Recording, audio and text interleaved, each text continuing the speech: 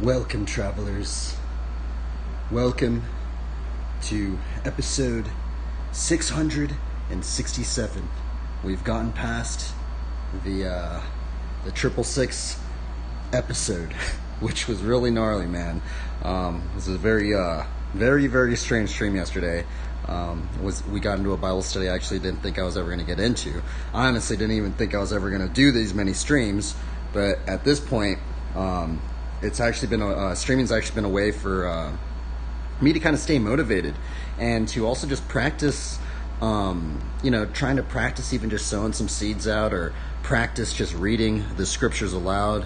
And also it's just been helping me learn flatland, because like I've said many times, I'm in a state right now where there's actually only 2 other flatland riders in the entire state, and so it's a little weird. And so I feel like it's been a little challenging not having like people that are really in the know of flatland really like helping teach me some of these tricks, because a lot of these tricks actually don't have many how-tos, if at any how-tos at all.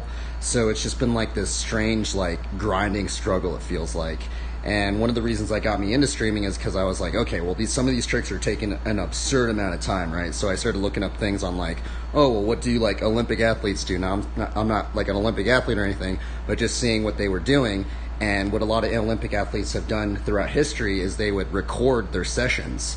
Now a lot of Olympic athletes actually do record their entire sessions and stuff like that. But back in the day, what they would do is they would actually write down all these like statistics and stuff, and then they like give it to their like trainer or their coach or something like that, and then they would like try and change things up.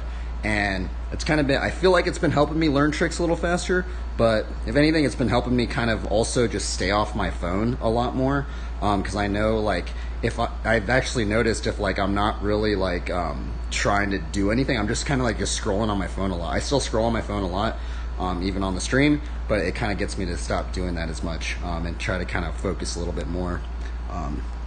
Anyway, we are going to get into another Bible study.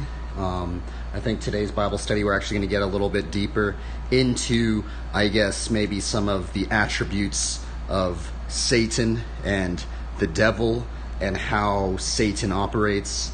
And there's some verses that I picked out, and we'll look into them, and maybe we can ponder about it. We'll look up some scriptures and maybe look up some Bible commentaries. Now, what's also really weird about these streams is that it seems like actually most of you guys that are actually watching these streams, you guys actually just listen to the Bible study devotionals that I do. And now the thing is that I'm not only just doing this to like practice, but it's also a lot, these Bible studies are also just for me personally to help.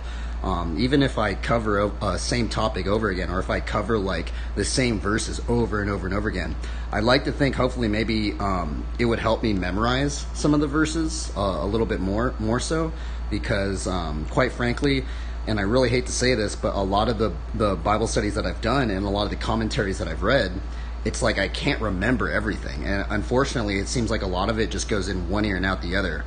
So maybe there's another reason of just kind of like going over a topic again, right? Anyway, let's get into it. Kit Samus. Welcome, traveler. We're going to get into another strange Bible study. I think this one's going to be a pretty interesting Bible study. And it was kind of weird how this verse came up. Someone was bringing it up earlier, and I was like, that's actually a very strange attributes of Satan and the devil, which it kind of coincidentally coincides with the verse that I went into yesterday, and we went into the topic of the number of the beast, right? And so let's get into the scriptures. This is a Little Gideon's New Testament Bible, and this thing, I highly recommend people to get one of these, because these things, you can just put this in your pocket, and it's just like, bro, like, it's crazy, because I've carried this thing through so many crazy situations, like so many crazy things, like in the hood, just riding, finding street spots, like, dude, I've seen like crazy fights, and this Bible's just been in my pocket. Like, it's just crazy. I've like met so many crazy believers, and I've just had this thing with me, man. And it's so crazy. It's so weird to think how many memories have just been kind of within here. Because also, not only that is, but there was a believer I met in Long Beach, and he told me that I should try and underline at least one thing on every single page of this little Bible. And I was like, okay, you know what, that might be and he just said one thing, and no matter what, it's like, if it's a word that you like, it doesn't have to be like some profound thing. It might even just be because you like this one word, you're going to underline that word on that one page, right? And what started happening is, I've had this thing for maybe 4 years now, I think. Probably about 4 years now. Is that now it's crazy because now I can look back and just see where I've underlined stuff. And just, it's so crazy because it's almost like I can remember that point in time when I've actually underlined it. Maybe I've underlined it multiple times. I could say, even look at this verse right here. See this verse? It's underlined 3 times. Black ink, green colored pencil, red colored pencil, right?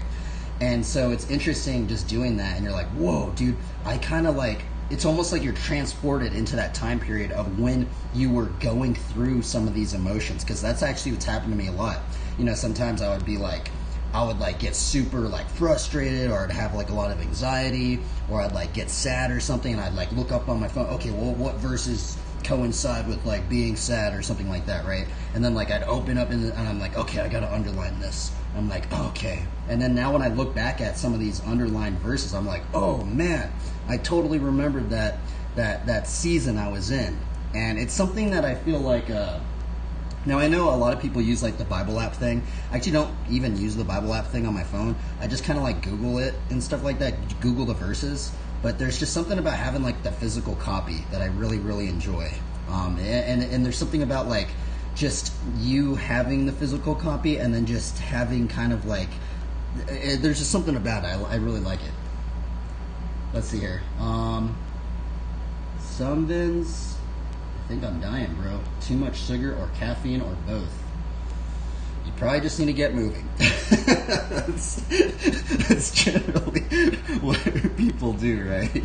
If you have too much of that, you probably just need to get moving, bro. Probably go to the gym or something like that, right?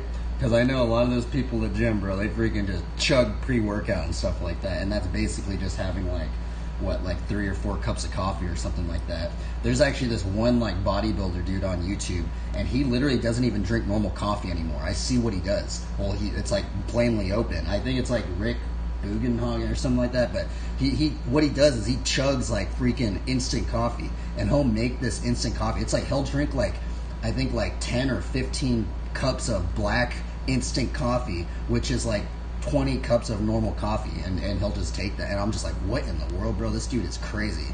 But that's what he does, dude. So he calls it jet fuel. So anyway, what we're going to get into today is we're going to get deeper into, actually it was because of some of the thoughts that I had yesterday on how the devil and Satan can somehow even in some ways, not even just the devil and Satan, but in some ways, if you think about our emotional states, right?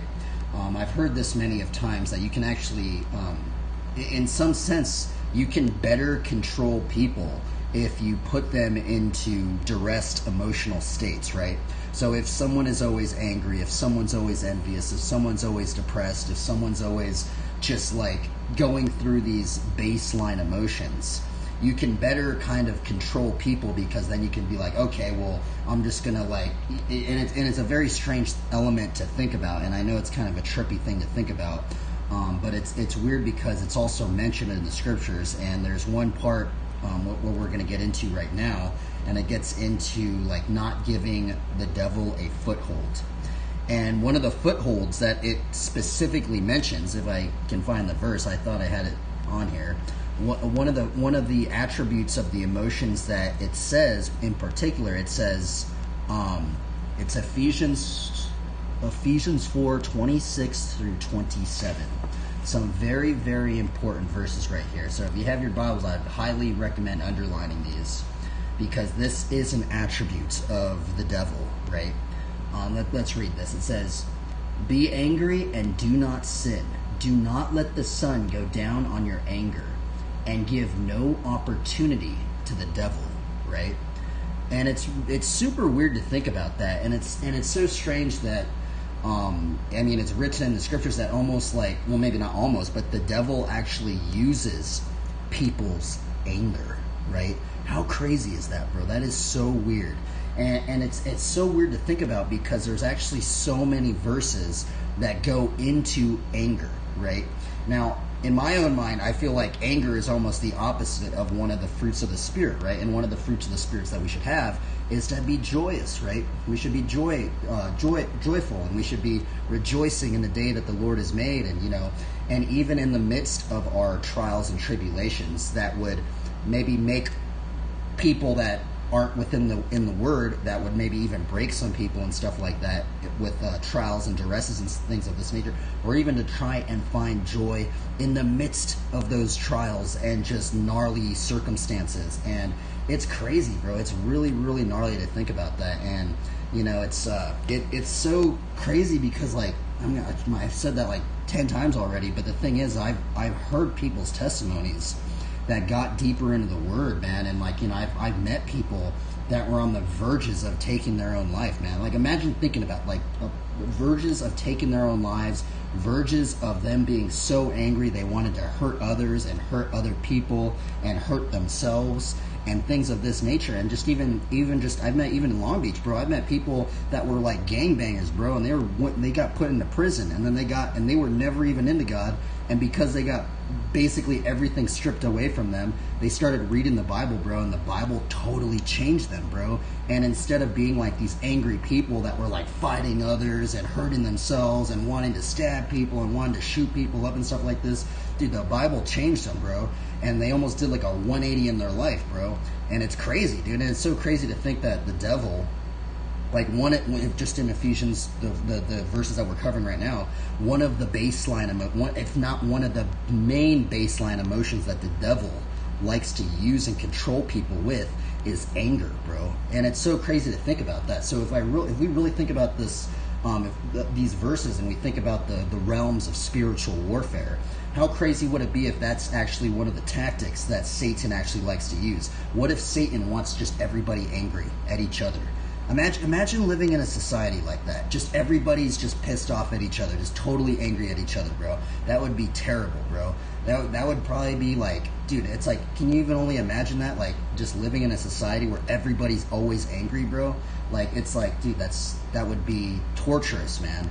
And it's like, I'm bringing it into another avenue, which is very, very, very strange, but even just because we see it going on in our society at the moment. But even if we were to, imagine this. Imagine if we were to transport ourselves into the prison system right now, right? And we could somehow go and peer into the minds of some of these people that are in prison right at this very moment.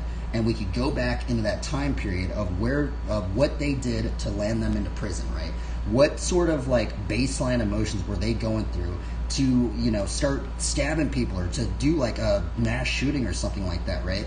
They were probably not very joyous, right? They're probably not being like, oh yeah, we're just totally joyous, we're going to just do all that. Their emotional states, they were probably going through something really gnarly, man. And this is the weird thing about the Bible, is as we get deeper into it, what I've been noticing is that the Bible is this, the Word of God, almost, it gives us this armor. Well, it's like the spiritual armor. It's almost like the armor of God that we attain when we start not only, here's the thing, it's like we can read the Bible, but the thing is can we actually take these words and remember them in our own mind? When these things do, when these storms and winds and rains hit on us, and start testing our emotional states, can we remember some of these words that can change how we react to situations, right?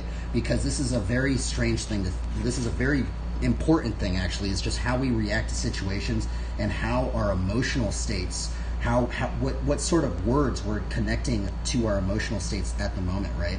Now, here's the other weird thing, is thinking about I've done many Bible studies on this topic, right? but there was this very important Christian book that I read in Barnes & Noble when I was basically living in my car, and I was going to the Marina Pacifica Barnes & Noble there. They would just allow me to go in there. I would just read full-on books and stuff like that, right? But there was this one Christian book, bro, and it totally changed it actually kind of like changed my life, just reading how they went about describing this stuff, right? And basically what they were going into is they were going into the avenue of coveting, right? And prior to me knowing that, or prior to me reading this book, I didn't even really know what I kind of knew what coveting was. It's like, oh yeah, you're coveting your neighbor's wife or your neighbor's donkey or something like that. Oh, well, what's that? That's not that crazy, right? That's like, it's like that should, when I thought about that, I was like, oh, it's not really that gnarly. It's just like, oh, you're just wanting something that your neighbor has, right? But what's crazy is what this book was talking about is that basically, now I've said this many times on stream, it's actually been quite a bit of time since I brought it up, but because we're going into anger and thinking how the devil, Satan, actually uses anger to almost like, in some way, I wonder if you can even control people through their anger, right? Can you control people? Can Satan even control people through their anger, right? I guess that would be something to look up. I really don't know how that would be. It's a very peculiar thing to think about, but just thinking about these verses about we're supposed to not even give a devil a foothold on our anger, But what this Christian book was going into talking about with the aspect of coveting, right, is that what they were saying is that coveting, so comparisons. Now, you got to take my words with a grain of salt. I don't remember exactly it verbatim, but I do remember it enough to where, like, it's actually hit me enough to where I actually have memorized it. Like, I don't even have to look at anything. I've just memorized this because that's how much it hit me, right? And the thing was is that this book was talking about, like, comparisons, right? So comparisons open the gateway.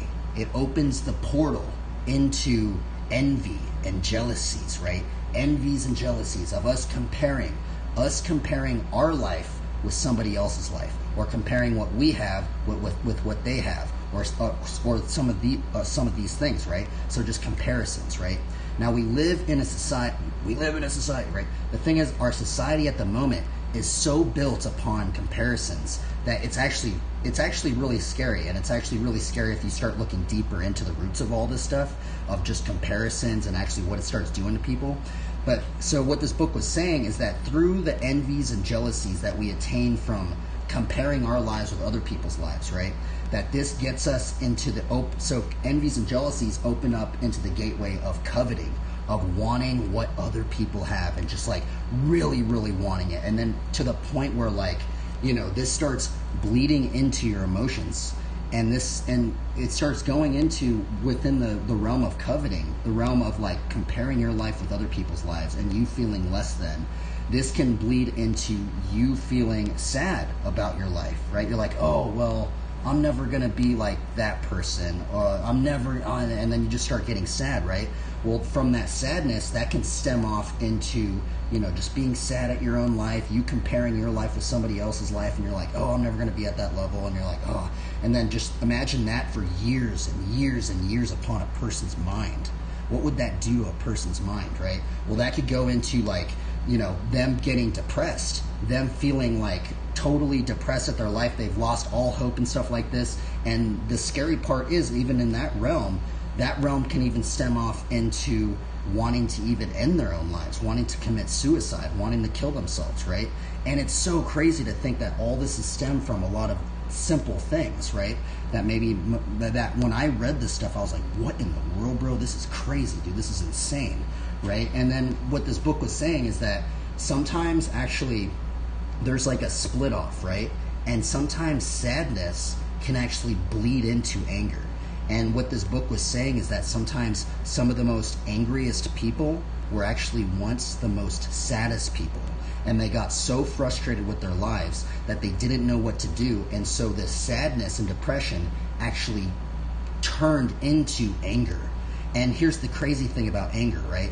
Is if we go into anger, now think about the sadness one that I just brought up for years and years. Imagine someone being angry at their life for year after year after year, and what if it just built up in them completely to the point where they didn't know how to change their life? what would that do to a person's mind, right? Well, that can ultimately lead into maybe them wanting to steal things because they're just totally angry and they're like, oh, well, I'm going to just steal that thing. Maybe it could get into them starting quarrels, maybe their word usage, you know, like, have you ever like noticed someone that's very, very angry? Like, what is their words that they're using, right? It's almost like they use words to like hurt others because they want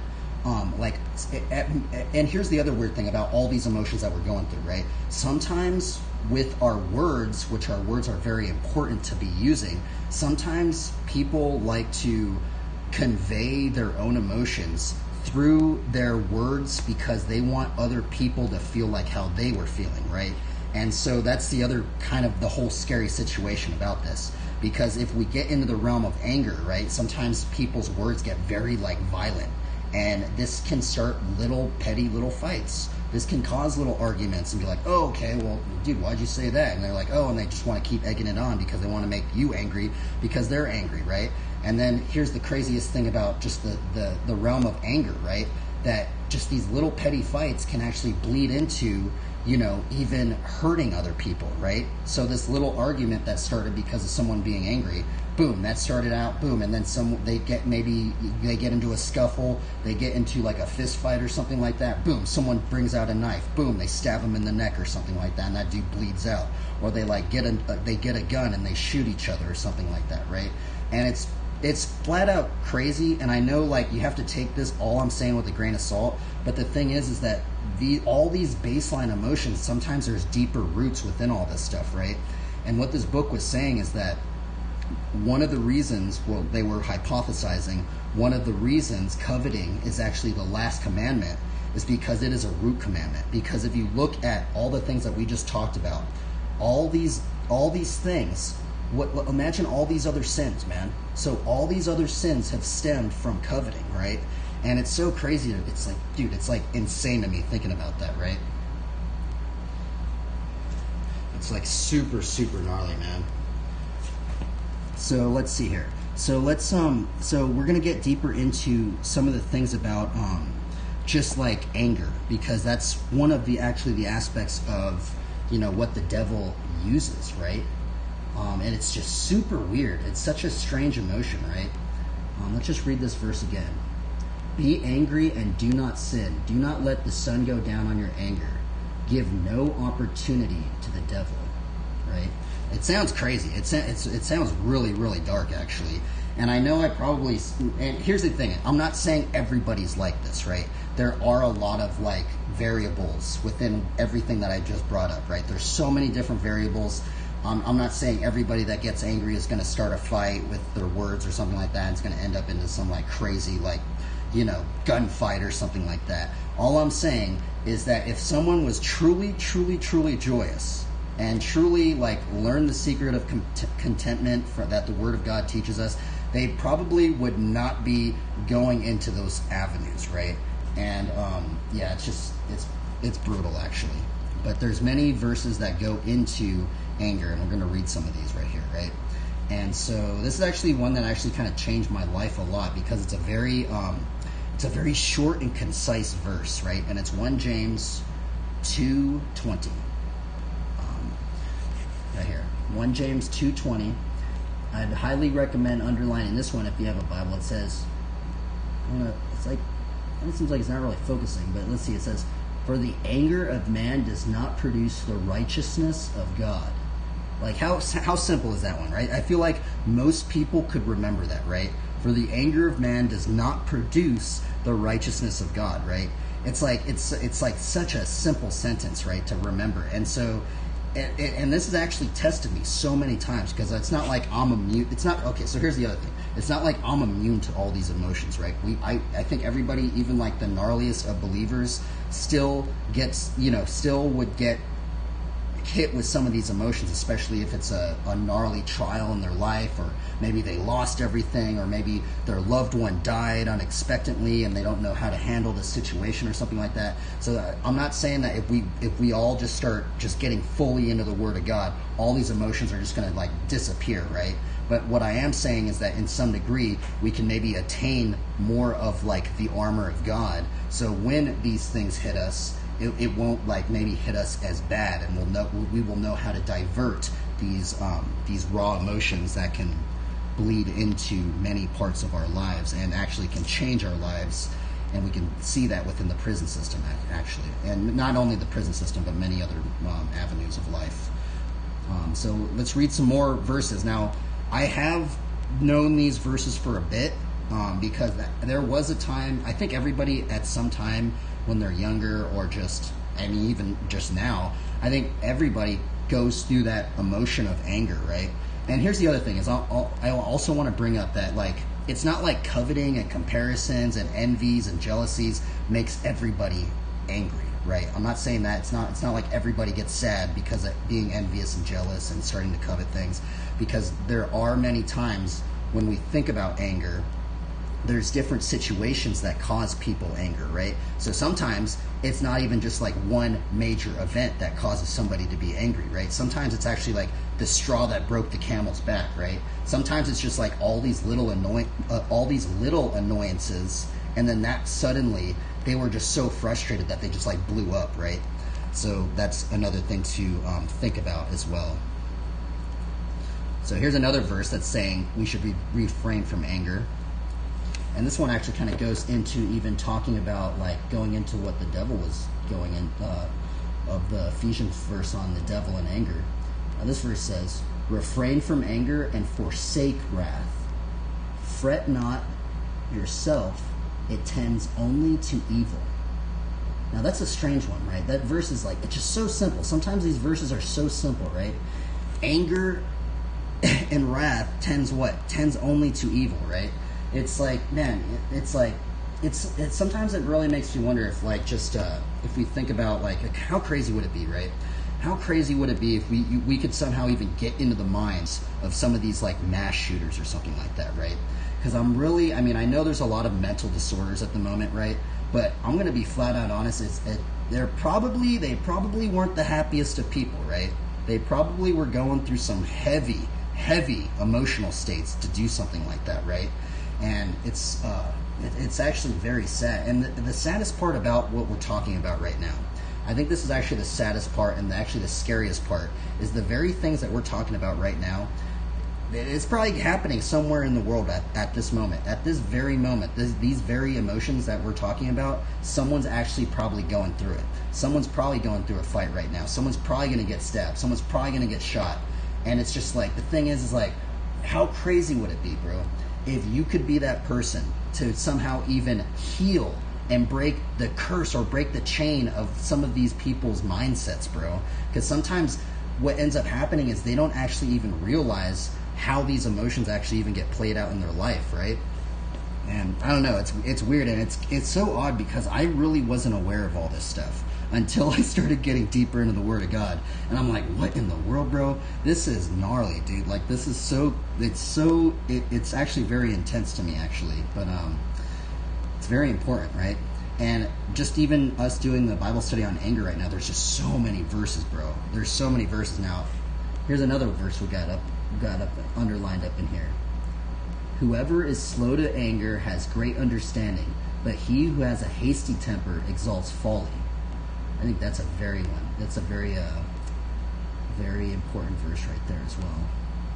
Because I think that one, being hasty, right? I think that one is kind of like a sense of what God teaches us, right? He teaches us that we should be patient, and that's a strange thing to learn patience, right? And in some degree to learn patience, I think there has to be some sort of like, kind of like a push and pull, right? It's not like you're just going to be totally patient all the time, right?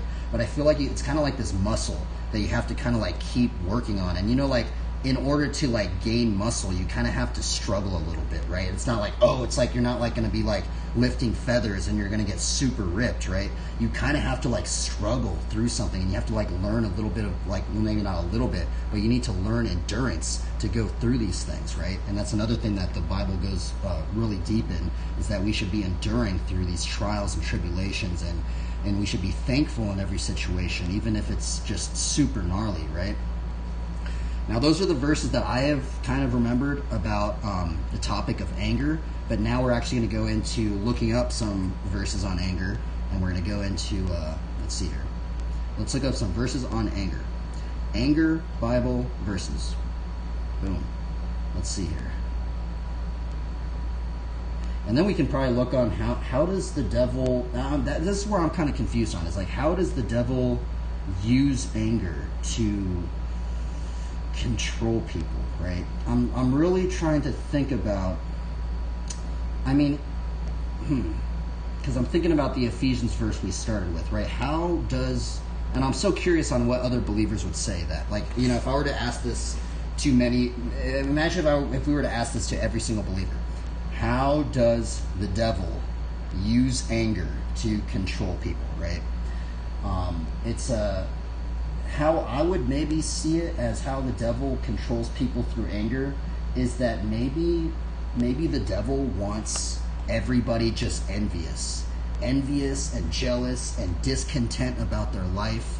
And if we were to get everybody discontent of their life, then maybe there would be a lot more sense of anger and maybe within the breeding of everybody being angry, you know, maybe that would promote more, you know, people, more fights, more, you know, glorifying violence, more even, unfortunately, maybe even more mass shootings and things of this nature. And maybe even if this one book is correct, you know, and just seeing how sometimes some of the angriest people become the most saddest people and vice versa, I mean, maybe there'd be a bigger onset of people being depressed at their own lives. I mean, someone being depressed for year after year after year after year in their mindset, maybe they would want to end their own life, you know. And man, dude, that actually makes me think about some crazy stuff right there, because there's actually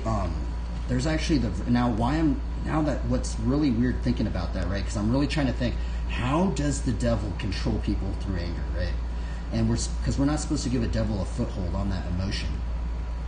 And it's weird because I've like never really like paid heed to that until today. I laugh at it. It's actually really weird. It's like so weird. It's like, you know, out of all the emotions they could have said, like, why anger, right?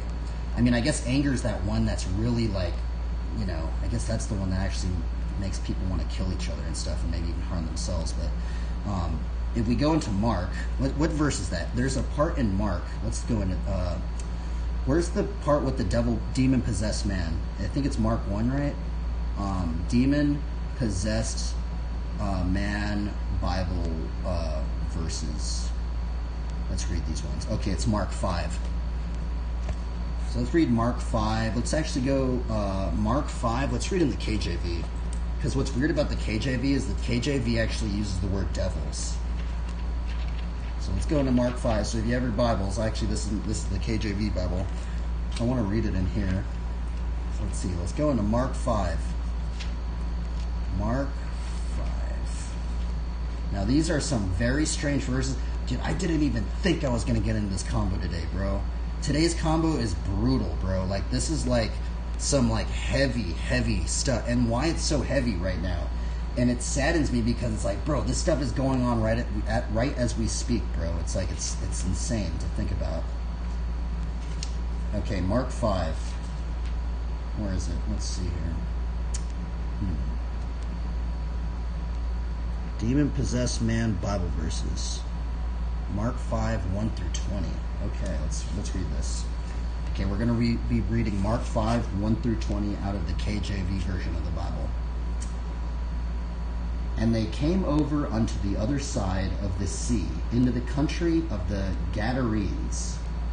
And when he was come out of the ship, immediately there met him out of the tombs a man with an unclean spirit, who had his dwelling among the tombs, and no man could bind him, no, not with chains, because that he had been often bound with fetters and chains, and the chains had been plucked asunder by him, and the fetters broken in pieces. Neither could any man tame him. And always night and day he was in the mountains and in the tombs, crying and cutting himself with stones. It's just imagine that, right? Okay, so here, it's weird because I've looked up many illustrations of this scene right here, about, okay, so what's going on is Jesus goes to this like island, right, and he's meeting this person that the villagers try to chain up, right? So this dude is literally so strong, he's breaking these chains off of this stuff, and he's going out in the mountains and the tombs, and he's crying and cutting himself with stones, bro. Like, how is that not gnarly? Like, that's just brutal, man. Like, it's so weird because if you look at a lot of the illustrations, it kind of looks like this, like, a lot of them like kind of show like this skinny, like looking, like frail looking dude, right?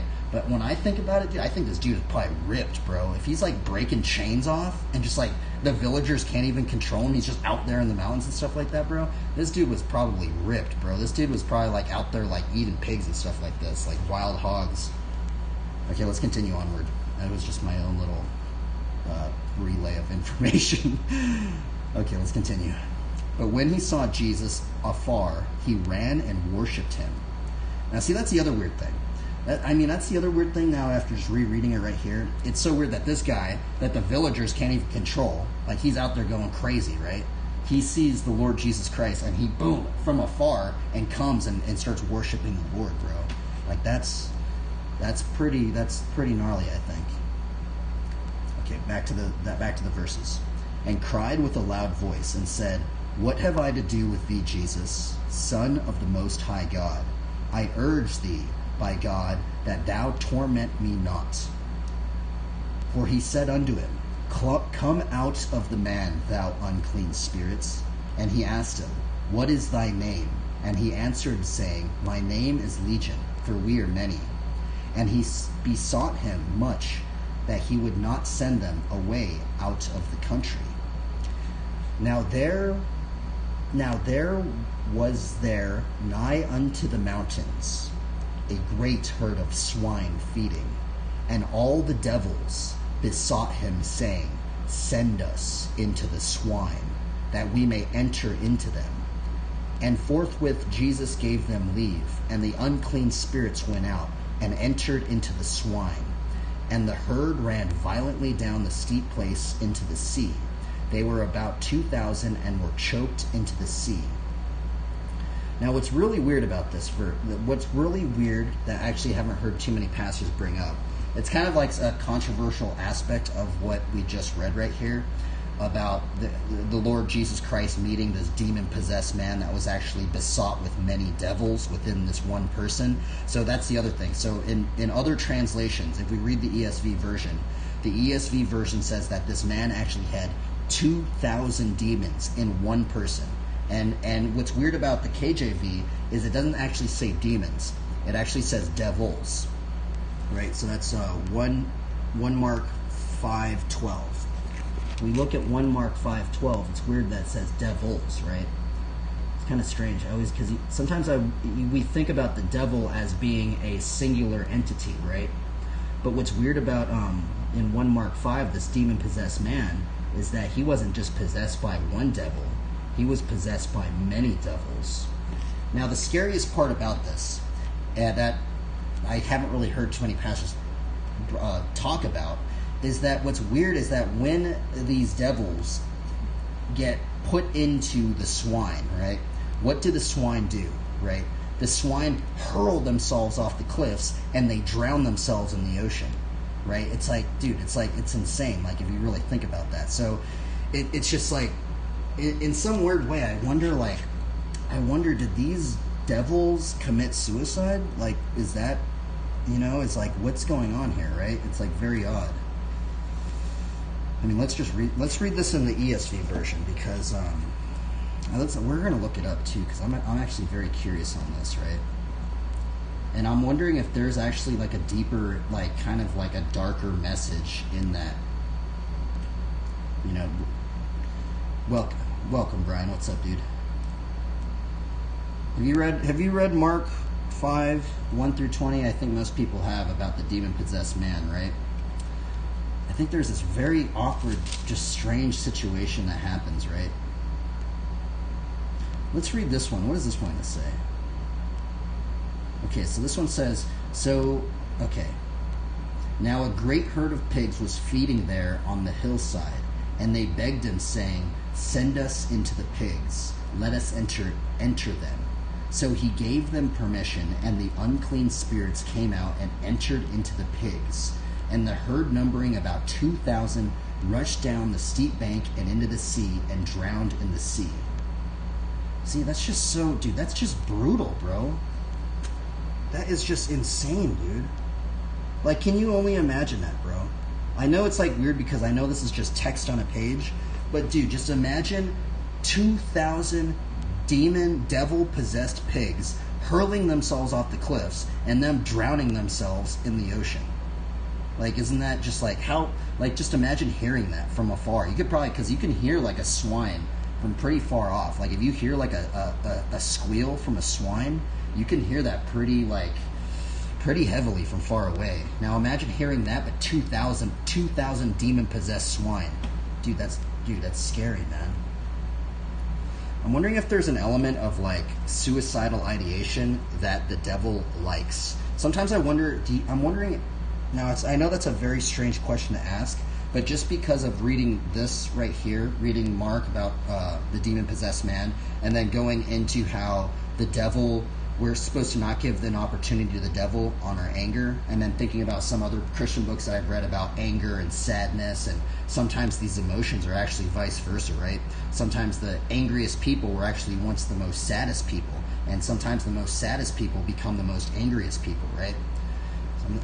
In some ways, I'm wondering if there's some sort of element in there that the devil uses to, I guess, get a foothold on us and control our emotions.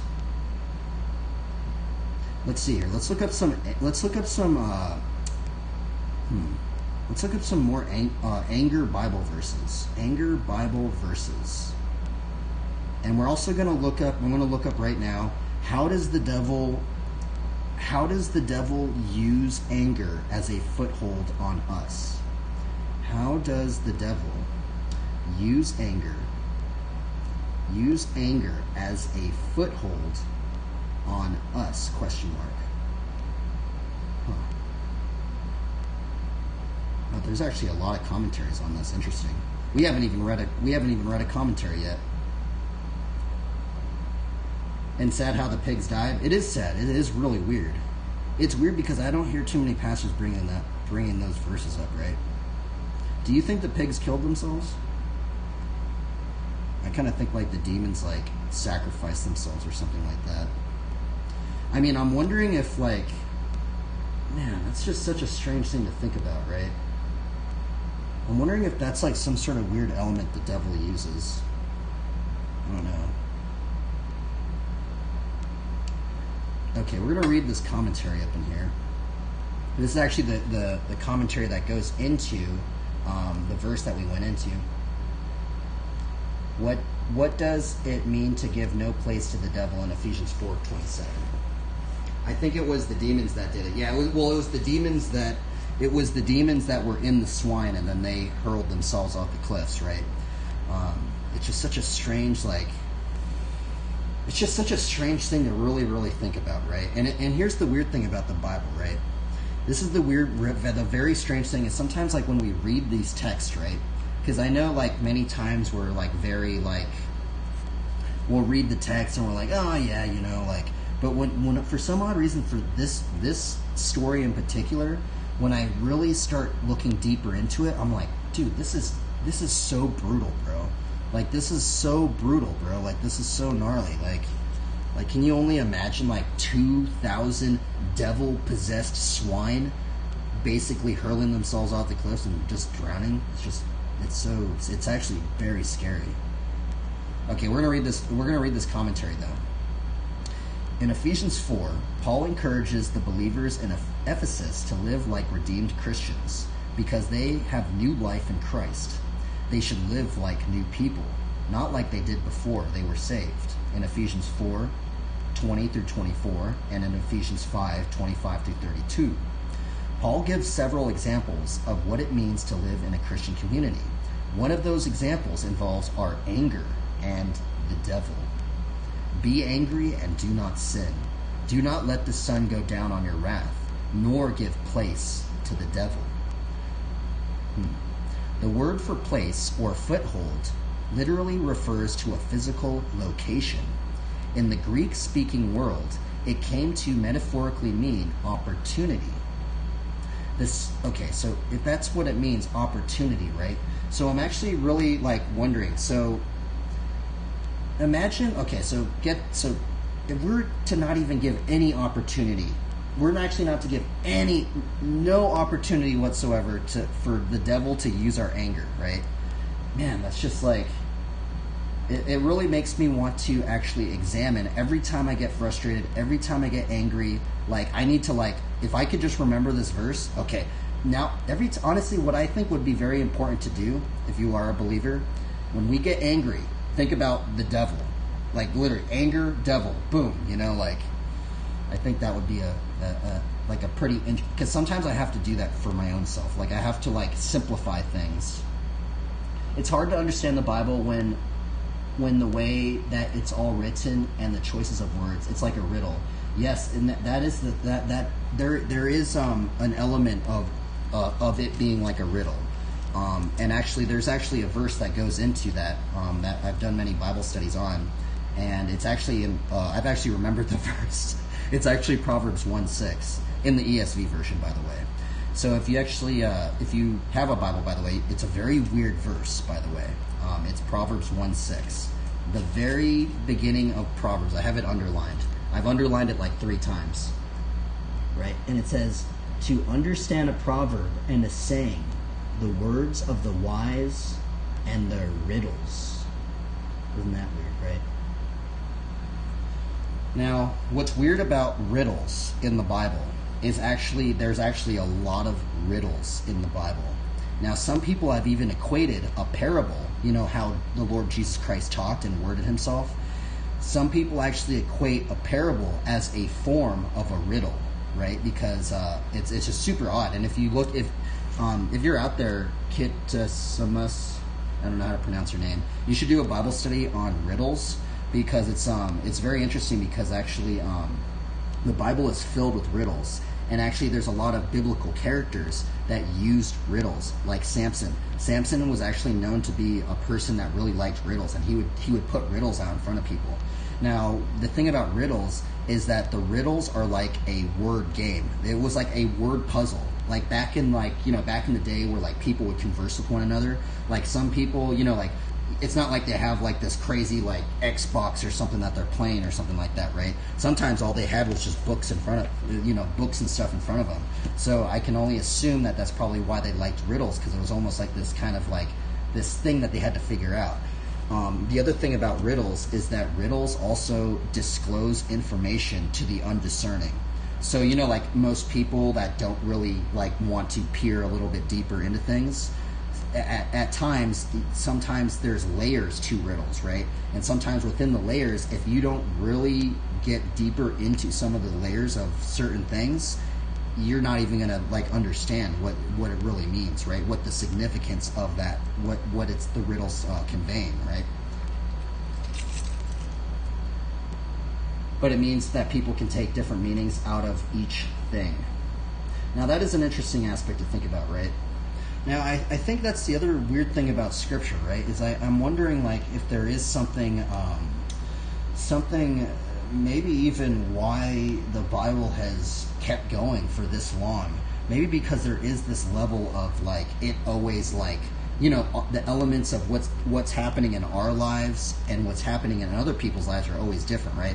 Like, you're experiencing something way different than I've ever experienced, and everybody else in the chat or anybody that watches this, right? And we're all going through different elements of our life.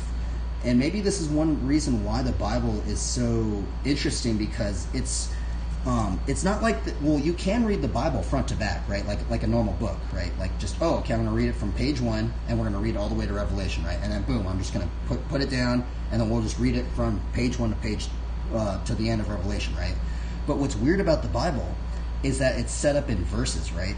And you know how it's set up, like with the numbers and the verses and stuff like this. This leads to having a lot of combos, right? And a lot of combos and finding combos. And it's so strange to think that, like, I'm wondering, like, if this is one of the big elements of why the Bible has lasted this long. is because it's just like there's so many maybe different viewpoints on your own perspective of what you are experiencing and all the things that have happened in your life, and how it coincides with some of the things that the scriptures are maybe leading you into, right? It's a very odd thing. And it kind of even makes me think about like what you said right there. It kind of makes me think about like I've never met one person in my entire life. I've never even seen anybody on YouTube or on the internet or something like this. I've never met one person that could read, that has memorized Genesis, the entire Bible. Imagine if you met somebody like that. They just memorized the entire Bible, every single page. They didn't have to look at anything. They didn't have to Google anything. They could just memorize the entire Bible, right? I've never met one person that could do it, right? Well, here's the other weird thing, is that I actually really find this interesting now when I meet other believers, right? Just meeting random believers on the street or something like this. I always go like, oh, what's the first Bible verse that you memorized? Or what's a Bible verse that you just know right on the spot, right? And what's always interesting is it's always like these different verses, right? And so many people have so many different verses, like some verses I would never have memorized in my entire life. I'm like, bro, you memorized that verse? Like that out of all the verses, I probably would never even remember that verse. But sometimes these believers remember those verses, right? And it's just super odd, because sometimes like when I meet some of these believers out like just on the street and stuff, sometimes it's like this weird like puzzle piece. Like sometimes I'm wondering if like the Holy Spirit like has maybe made certain people memorize certain verses for certain reasons. And so like maybe when you were to encounter that believer right there, they know verses that you maybe didn't memorize, and maybe they have maybe some like new little insights about those verses that maybe you didn't go through, right? That's what your comment kind of made me think about. But it is an interesting one, and also it's also what your comment's actually making me think of. It's actually making me even just think about it's actually just making me think about the New Testament in itself. So if we read the New Testament, right, what's weird about the New Testament, that it's written, Mark, Luke, Matthew, John, James and things of this nature. But if you see it, like even like the parable of the sower, right? The parable of the sower is recounted in Matthew and Luke. Is it in Luke? I think, yeah, it's in Luke, yeah, for sure. And what's weird is some of these same stories are recounted by different disciples, right? And if we look, and this is actually what kind of started making me inspire me to do these Bible studies like I'm doing, right? Because you know how like I do like to read Got Questions Bible commentaries a lot of times, but I do like to also read other people's Bible commentaries. And ultimately, I think one of the best things to do is, if you do have a question in the scriptures and stuff like this, just try and get as much lore as you can. Maybe that one believer over here has some information that one believer over there doesn't have that information of, right? And it's basically in there. If you read multiple commentaries, it's like there's so many different things that multiple commentary people write down that one person didn't write down. What makes me believe in God? Well, ultimately, I think it was because I was in a very dark point in my life, and there was this point where I was on probation because I got in trouble by the cops. And like I was on probation, and I had to go through all this crazy stuff actually, and I was in a very dark place, and just going through that and just meeting so many believers. Here's the other weird thing, right? So I'm gonna be really honest. So I did get in trouble when I was younger, like not like it wasn't like just a couple years ago. It was like when I was like 10, maybe even like 15 years ago or something. It was like I was like young, bro. I got in trouble with the cops, right? I was like crazy when I was younger, right? I would just get into a whole bunch of mischief and stuff like this, right? And I got in trouble with the cops, and then they put me into like these drug therapy, counseling, therapists and stuff like this. And I had to, and they like literally, I had to go through it.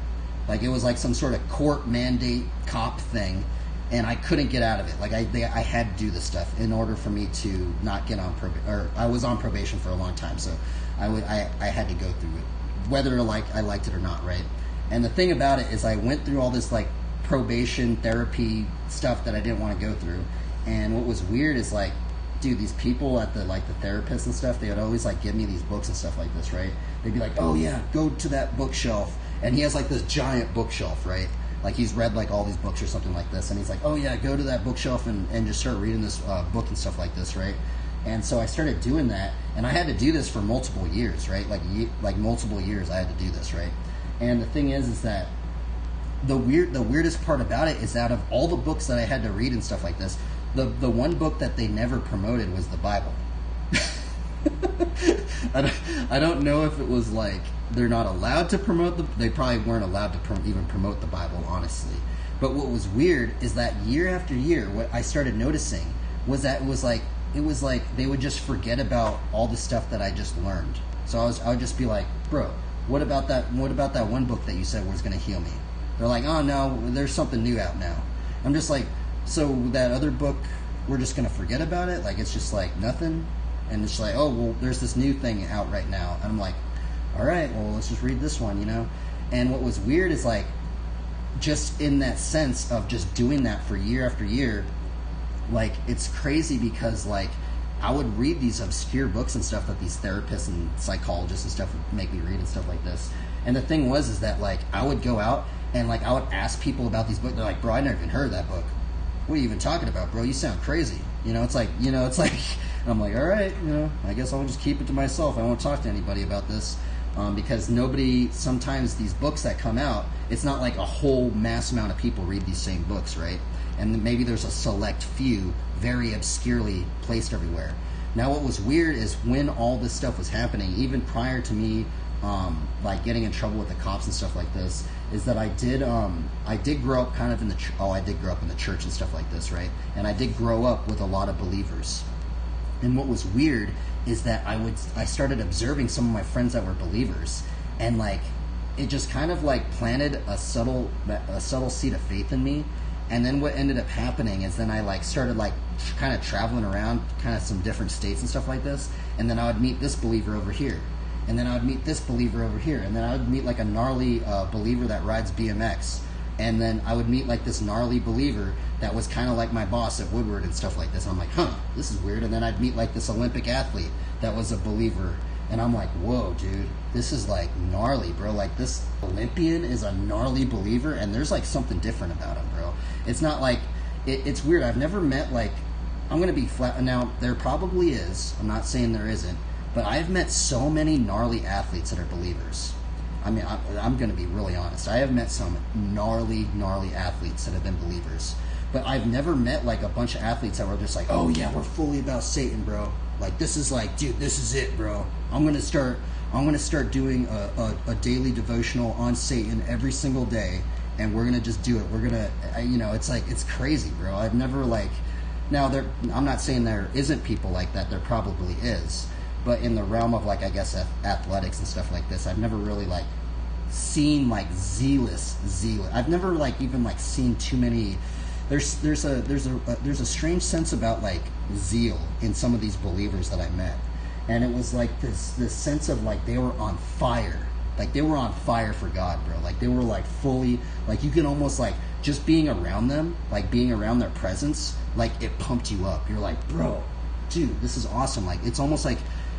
Now, I know this sounds really cheesy, but just because all that stuff happened in my life, I started like reviewing all these things in my life too. Because also what was also going on is then I started getting deep into the RPG game element, right? Like I got super deep into RPG games, right?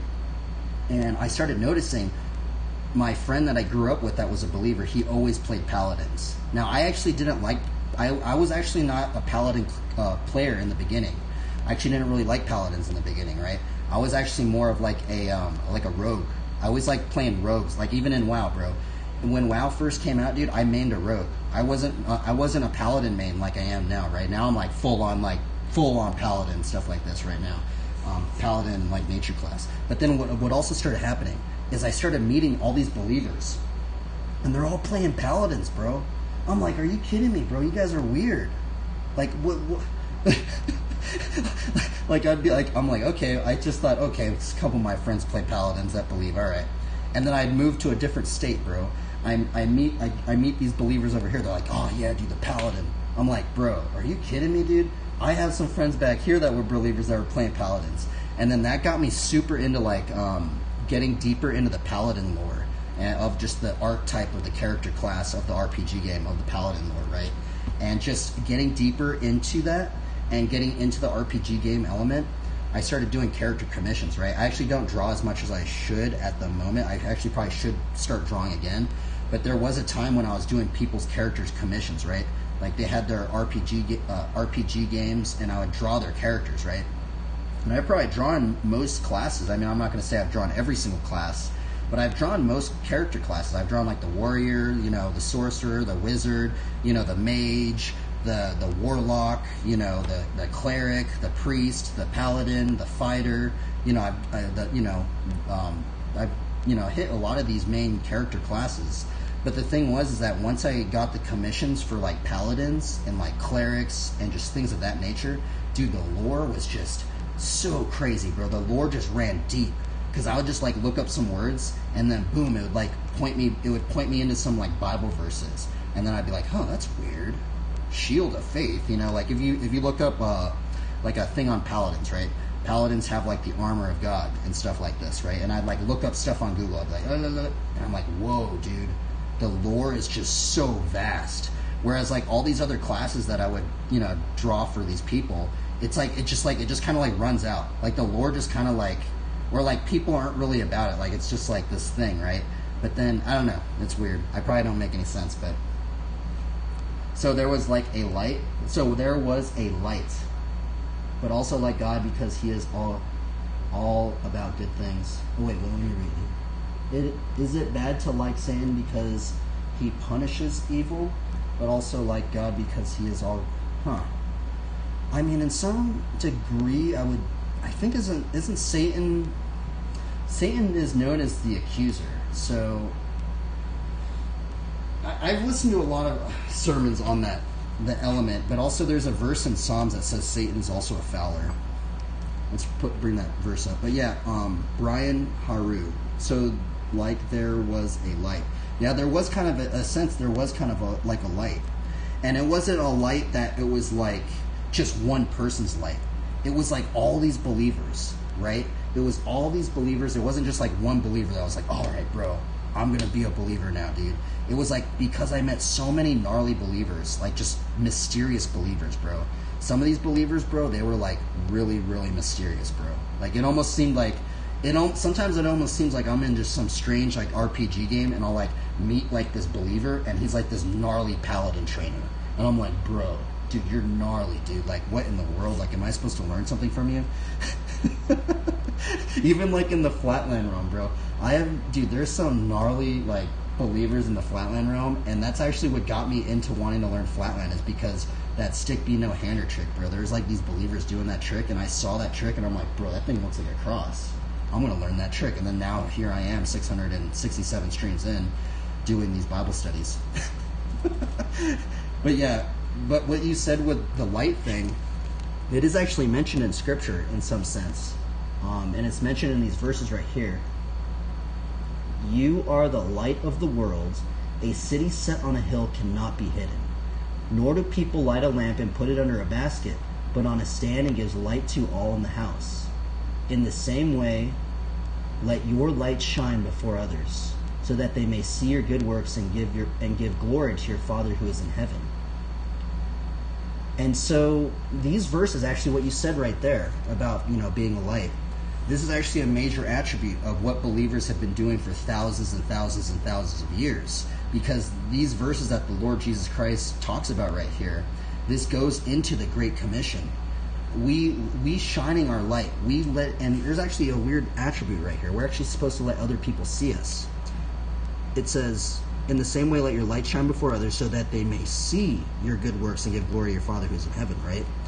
And it's so weird in some sense. All these believers that I met, they were kind of shining their light, right? Like they were shining their light. And the funny thing is that the whole hilarious thing is that in the parable of the sower, right? What's the parable of the sower about, right? It's talking about the seed of faith growing into people, right? And the weird thing about plants is, what do plants need to grow? Plants need light to grow, right? So in some weird way, all these believers that I met, I think they ultimately, maybe I had a little seed of faith planted from many multiple areas, And these believers that I met, their light that they were shining kind of helped me grow. You know, like, and now here I am trying to, you know, shine my light now. Yeah, and Jesus is the greatest light, right? And so that's the other aspect as well, is that so I like these verses where it says like being a light, but I also think it parallels these verses about being a light. It also parallels what Jesus said right here. And he said to them, "Follow me and I will make you fishers of men." Right? So when we shine our light, we ultimately become better fishers of men, right? Man, this Bible study was really weird. Holy moly, it's already been an hour and 5 minutes. We went into some crazy topics, bro, and I'm sorry, everybody. I can't edit any of this stuff out, dude, so if I said something wrong, I truly apologize. I know we covered some really, really, really heavy, gnarly topics, bro. We covered some things on, like, you know, anger, like killing people, you know, what anger does to people, what sadness and depression does. You know, that could lead into, you know, maybe even wanting to take your own life and stuff like this. It's crazy, bro. Like, you know, it's really gnarly. But the thing is that it's actually good to be aware of these things, because many times people don't want to talk about this stuff, right? They're like, oh, well, let's just kind of like brush it under the rug, you know. Let's just, you know, let's just sweep it under the rug. Let's just keep it happening, you know. But then these very same things keep happening, right? So, and if there's one thing we can remember from this Bible study today, is that it's anger, right? Anger is used by Satan, the devil. He actually uses anger to control people, which is really weird to think about, actually. I'm still tripped out on that. I'm like, what in the world, bro? That's like so weird. We barely even read a commentary today. I barely even read a commentary today. Lots of people don't talk about this stuff. Yeah, that's the...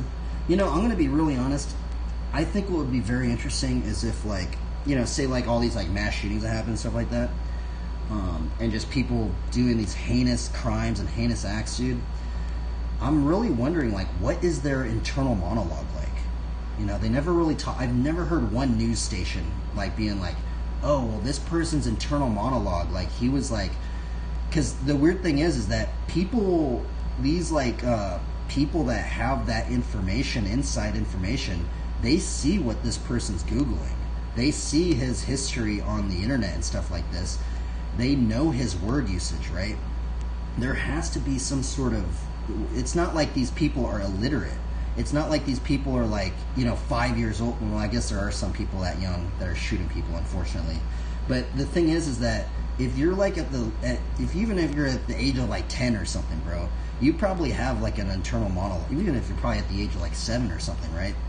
Dude, like, people's internal monologue is very, very important, bro. And that, I mean, we're gonna just go into it right now. That goes into James, right? And I guess we'll just end it on that, because these are some very, very important verses.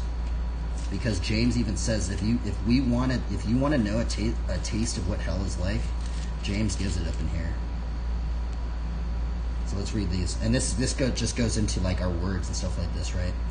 For we all stumble in many ways, and if anyone does not stumble in what he says, he is a perfect man, able also to bridle his whole body. If we put bits into the mouths of horses so that they obey us, we guide their whole bodies as well. Look at the ships also. Though they are so large and driven by strong winds, they are guided by a very small rudder wherever the will of the pilot directs. So also the tongue is a small member, yet it boasts of great things. How great a forest is set ablaze by such a small fire. And the tongue is a fire, a world of unrighteousness. The tongue is set among our members, staining the whole body, set on fire, the entire course of life, and set on fire by hell.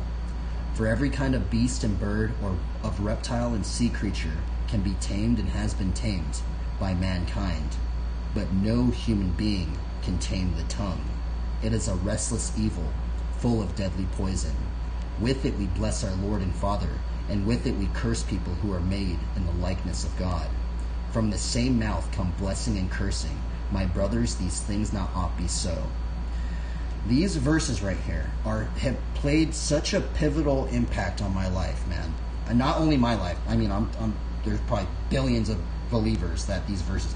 But bro, like, I'm gonna be really real. Not many pastors when they go into these verses, they cover these topics right up in here, where it says that our words, if we want to get a taste of what hell is like, look into somebody's internal monologue, bro.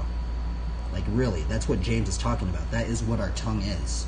Our tongue is not only the words that we speak, but it's actually the words that we use in our mind. What words are we using in our mind? What words are we using to others? What words are we, words have a lot of power. Now, this comes from another book, another Christian book that they were bringing up. But words affect our internal monologue. Words affect how we perceive reality. Words affect how we interact with people. Words affect, ultimately, our character of how we react to situations and how we react with our emotions and stuff like this, right? And it's just super gnarly. And basically what James is even talking about in these verses, I brought it up many times, he's kind of giving a definition of what a true curse is. Because in this verse right here, it says, "From the same mouth come blessings and cursings, my brothers, these things now ought be so," right? And that's what I ultimately think what is a true curse, right? Like, a true curse is not like just like this, like a curse word, like a single curse word. Oh, it's a curse word. You know what I think a true curse is? James spells it out right here. A true curse, bro, is a curse of you being able, imagine you being able to curse somebody and you change their internal monologue. Imagine you could take this person and you curse them. You curse their internal monologue to where they never feel good enough, to where they're always depressed. They're always sad. What if that sadness and that depression led somebody to end their own life just because of their own internal monologue that they were using? That right there, bro, that's a true curse, bro. That's how you curse somebody, bro. That's like, it's really, really brutal. And it's scary for me to even say that. But the thing is that James spells it out right here in James 3. And he says that we're not supposed to be cursing people like that, right? So yeah, we got to be careful. And the other thing is we have to be careful with what we intake of things, because now I've done many Bible studies on this, and this is why I've kind of remembered this stuff, right? Here's the scariest part about curses, right? I'm not talking about curse. I'm talking about real life curses. People that are cursed, bro. Their internal monologue is so jumbled up they don't even know what's going on. They're gonna go hurt people. They're gonna hurt themselves. They're gonna get into fights and stuff like this, bro. The thing is that the scariest part about a true curse is that you can't really tell who's cursed and who's not.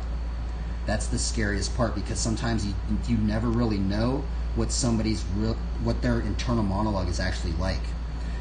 Because you go into these you watch these like things on serial killers and mass shooters and things of this nature. You go to their friends and stuff like that, and they're like, "Oh, I never even knew he was like that. He was just quiet." It's like, bro, this dude just like killed like 20 people. You didn't even know that was gonna even happen. That's like, that's how scary a true curse is, bro. It's so crazy. It's like, it's insane to me thinking about that. So yeah, and we'll end it. This Bible study is actually super long. It's been an hour and 12 minutes. But we're gonna end it on this verse of "From the heart the mouth speaks." From the heart the mouth speaks. And also, I guess I won't only just end it there, but imagine you being as a person. Imagine, now, I'm almost even bringing it into an RPG element, but imagine you being a curse breaker, bro. Imagine if you could break the curses that are on these people, bro. Imagine if someone was cursed and they did want to end their own life. Imagine if they were going to end their life like next week or something like that, and you had the ability to break that person's curse and change their life, maybe give them a little bit of hope just to hang on a little bit longer, just to like maybe not give up, to not take their own life, to not go out and hurt people, bro. This is the power that ultimately I think that God's word gives us, bro. God's word and this is one of the aspects of why the word is so powerful, bro. The word is like living and active. The word is like sharper than any two-edged sword, bro. Because you know what this sword does, bro? This sword pierces into people's souls, bro. It's brutal. It's gnarly. It's like, I don't know how else I could describe it, bro. But yeah, let's read this one verse and we'll end it right here. So this is Luke 6:45. Luke 6:45 says, "The good person out of the good treasure of his heart produces good, and the evil person out of the evil treasure produces evil. For out of the abundance of the heart the mouth speaks."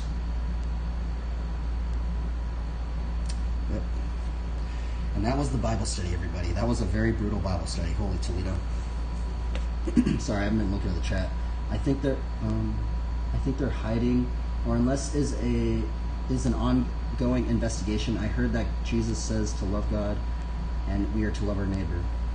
Yes, we are to love our neighbor as ourselves, and that could be a very hard thing to do as well. We're actually supposed to even love our enemies. How crazy is that, dude? Holy moly! But yeah, love goes above faith and hope. Actually, that's in 1 Corinthians 12. Love should be, and there's actually another one that Jesus goes into talking about love. Is that you will actually know that you are a disciple of Jesus by how we actually love other people. And we should be loving other people. That's what we should be trying to promote, you know? I mean, I think the world would be the world would be a changed place, bro, if everybody had a lot more love in them and less hatred and anger and bitterness and just envies and jealousies and stuff like this, man. Imagine you could just like spread love, just, you know, that'd be cool. That's like a blessing right there. Blessing of love. Love blessing, you know? And so the other thing is that now it's kind of weird because I put a lot of weird elements into this Bible study. But to me personally, like what kind of got me deeper into the lore of the Bible was actually from RPG games, bro. It sounds ridiculous. I know it's probably because it's my generation. You know, we kind of grew up with the fantasy element of like these RPG games, you know, but just playing the paladin and stuff like that. You know, what does the paladin do, bro? The paladin goes out there, he can bless people, you can heal people, you know, you get to wear armor. It's like, you know. And just the whole element of the paladin class. Yeah, and I don't know how paladins are nowadays that much, but you know, within the paladin class, like you can like you can like bestow blessings on people, right? And there's like auras. Like paladin is very aura heavy. And the thing about it is, like, they generally do it in the beginning, and then you go out and stuff like that. So, it kind of reminds me of almost like a Bible study, but alrighty. Holy moly, people always think I'm crazy, but never heard the game. Well, it's not really a game. The Paladin class has been a class. I think it's inspired by. It's inspired by Ephesians 6. I'm pretty sure about the armor of God. But not only, I think Ephesians 6, I think it's inspired by the story of the Archangel Michael, where you know, the Archangel Michael is, you know, it stems from the story of, you know, the old archaic story of the knight fighting the dragon. You know, it's like you tell that story to any kid, you know, it's like they know what it is, right? I mean, maybe not now, but I think it's like the old archaic story. You're not crazy. I feel like I probably sound crazy to most people. I don't really know though. I think that's because I actually have heard other believers say that. Because the thing is, I know like if other believers were to hear me talk, they generally probably know what I'm talking about, right? But like if you're not a believer and you don't like know what I'm like I really talk, they probably just think I'm crazy, bro. Like. But the scriptures are basically what has inspired all these thoughts, man. Like, okay, let's see here. The angel number 911 in particular speaks of your tremendous potential to achieve anything you set your mind to. Every time you see 911, take it as a reminder to think more positively and visualize what you want to achieve as if you already achieved it. This is interesting. Now, I don't actually know too much about angel numbers. I don't really know too much on that realm.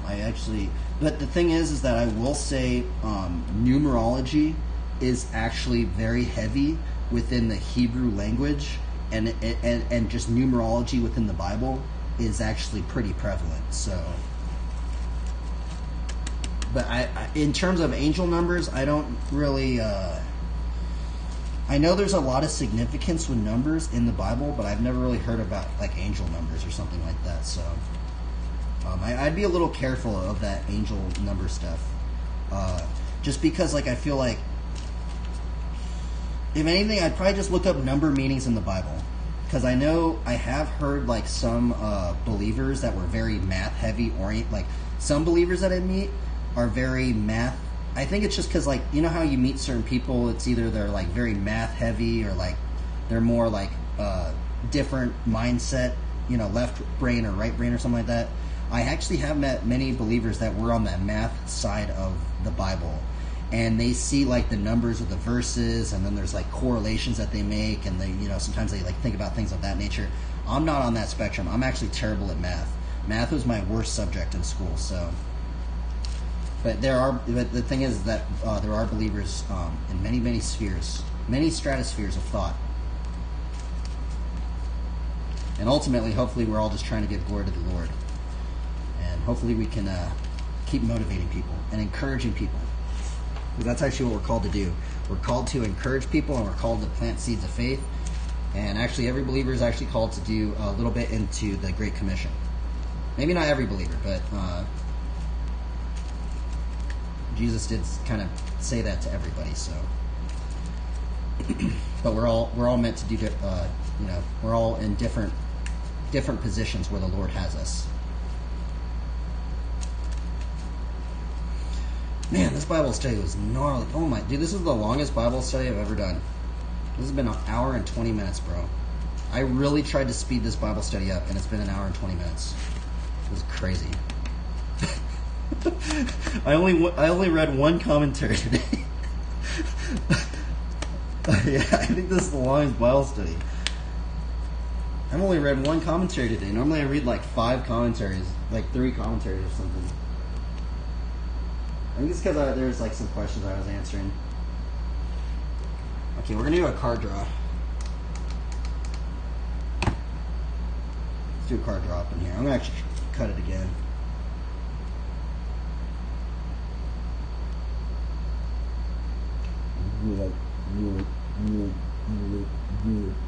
Okay, first card of the day.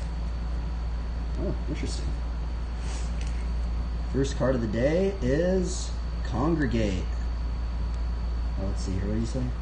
Do you think the acts/intentions of the government are in line with the Bible teachings? Oh, that's not. I actually don't like politics. I honestly don't like any of the sides, honestly. Like, I feel like what I don't like about, I guess the political spectrum is that it seems that they cause a lot of divisions in this sense, and the Lord Jesus Christ did say, like, a kingdom divided against itself. You can look up the verse. It says something like that. A kingdom divided against itself. And we should be aware of, like, division and stuff like that. This is the first card of the day, though. Congregate. I like the art on that one, huh?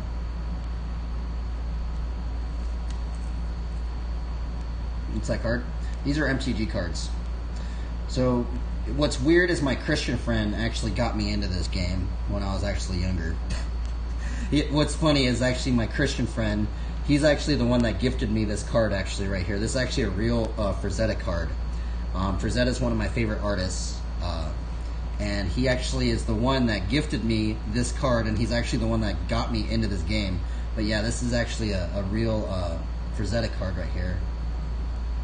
And Frazetta is a very gnarly artist. Now, this isn't an MTG card. I just have this card in here because this guy is amazing. Frank Frazetta. Man, look at that thing, dude. That artwork is epic, bro. Let's see here. In the King James Version, the quote is found in Matthew 12:25, and Jesus knew their thoughts and said unto them, every kingdom divided against itself is brought into desolation, and every city or house divided it's against itself shall not stand. Now, I wonder what people think about that verse. Right? Ooh, we got Possessed Centaur.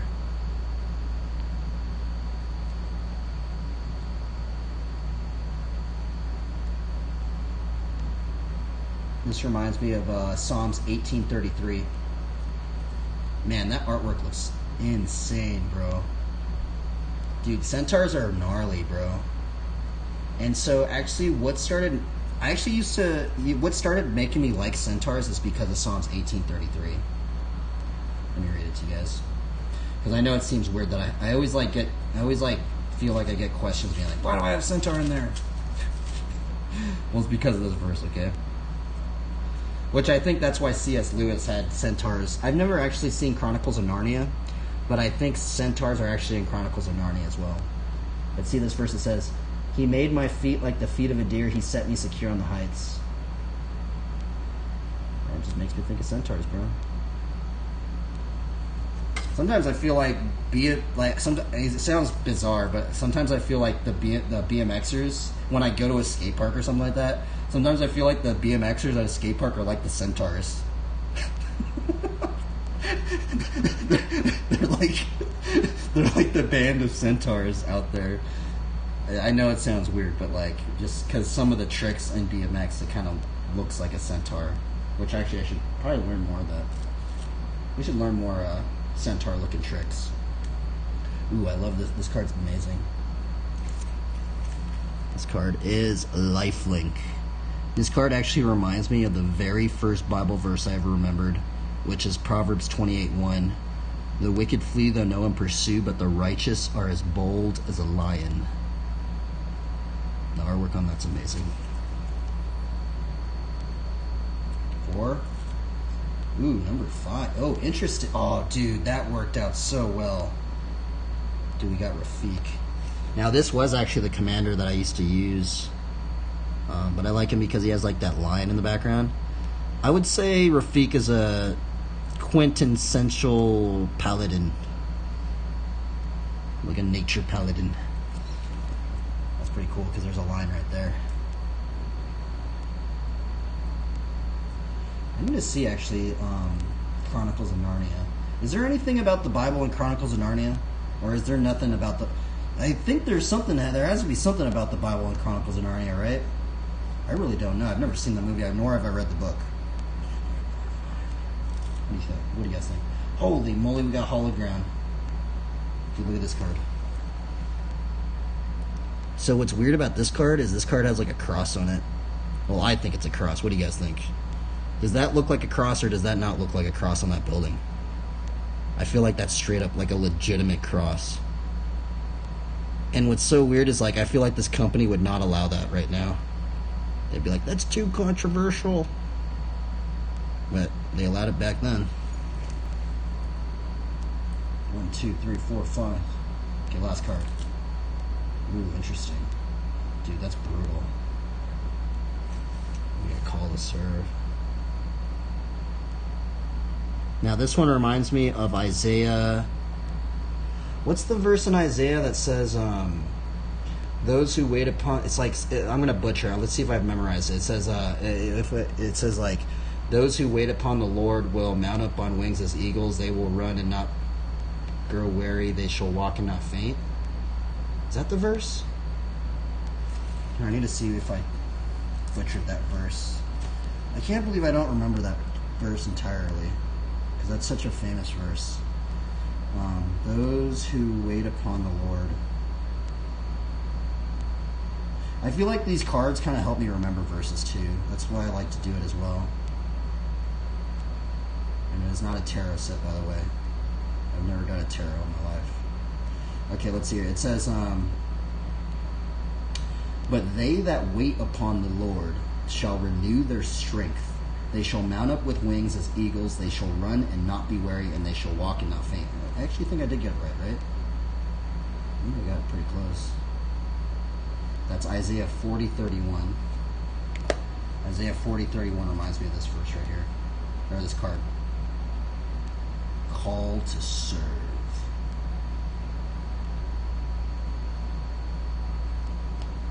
Enchantment, actually. Interesting hand. That was the hand for today.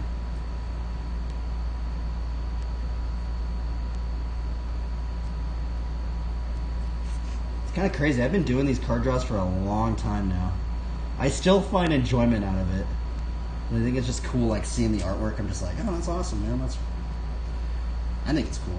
I'm like, dang, that's awesome, man. Sometimes I think that there's like a little story in here. You can like look at the artwork and make a story. No, I'm gonna ride BMX. Today's just a really long Bible study. Holy moly! Today's like 2 Bible studies in one, actually. Oh. think it's because I was answering questions today, and like it kind of got me looking into deeper questions, and then I started thinking about other questions and stuff like that. But we actually are going to get into bike riding right now, actually. Today's Bible study was just super gnarly, dude. This is the longest Bible study I've ever done. I think this is legitimately, this is the longest Bible study I've ever done. An hour and 30 minutes, like nonstop.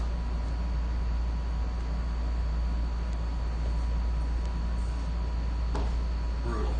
But I guess it was informative, hopefully.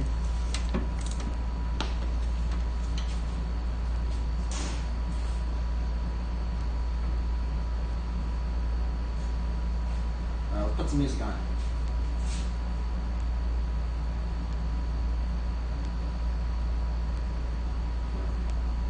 Wild, I know, dude. You're wild, bro. Wow. Okay, let's put 130 psi on our tires.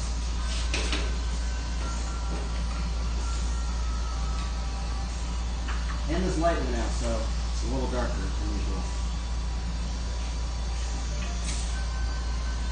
Yesterday I did some crazy combos. We got the 777 combo yesterday, bro. That was unheard of.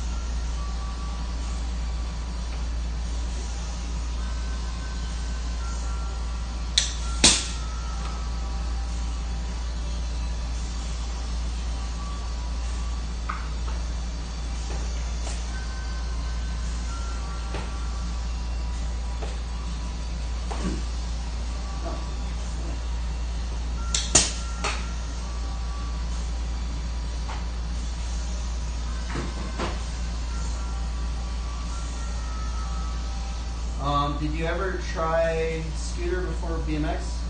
I did try a scooter a little bit. I feel like I like the BMX bike because you can kind of like ride it in the dirt. It's very like, you know, you can ride it in the city, you can ride it in the dirt, you can ride in the mountains. You know, it's not like you have to ride in a garage or anything like this, but there are a lot of BMX riders that ride scooters.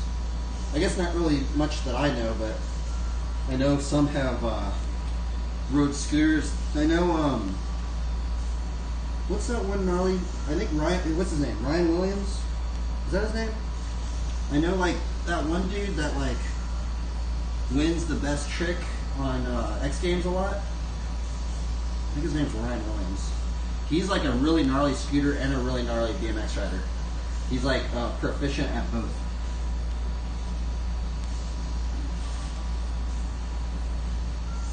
But the other thing I like about BMX too is like on a scooter, I don't know if you can do the flatland stuff on a scooter, right?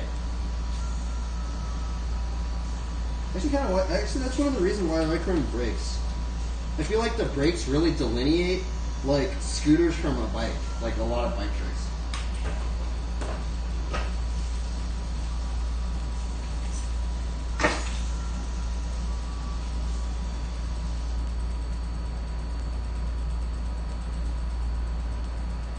Alright, let's ride some bicycles.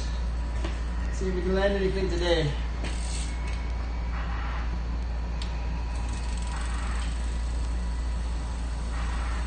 I don't even know what I'm going to do right now. What are you going to do?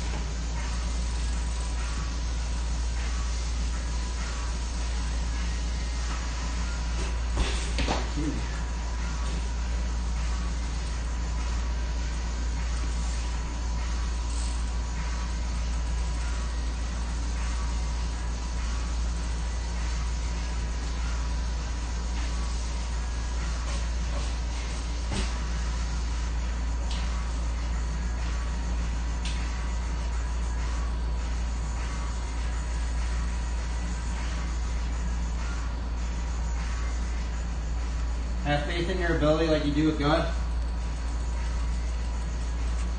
I like to try and think that. Some of these tricks are just extremely hard though.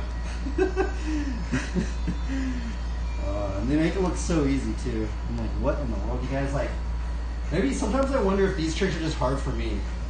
Like I wonder if it's just like, is this just really hard for me? It's like, it's just easier for other people? I don't know. Oh, dude, there's actually a new combo I kind of wanted to do. Okay, actually, there's this new combo. I haven't actually done this combo yet. Let's see what you get.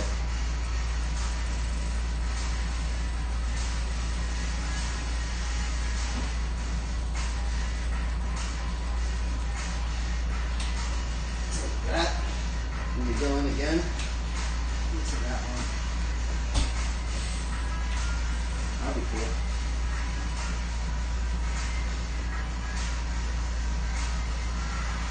Four people watching this in the world.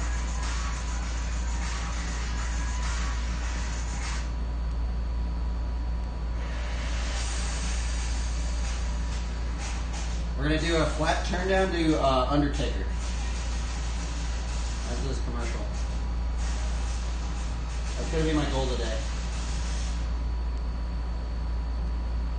Flat turn down. That's kind of what flatline kind of is. It's kind of like dancing. I guess more so like the pumping stuff.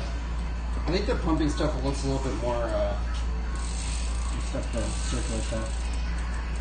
Let's see, we'll do this. Flat turn down to Undertaker.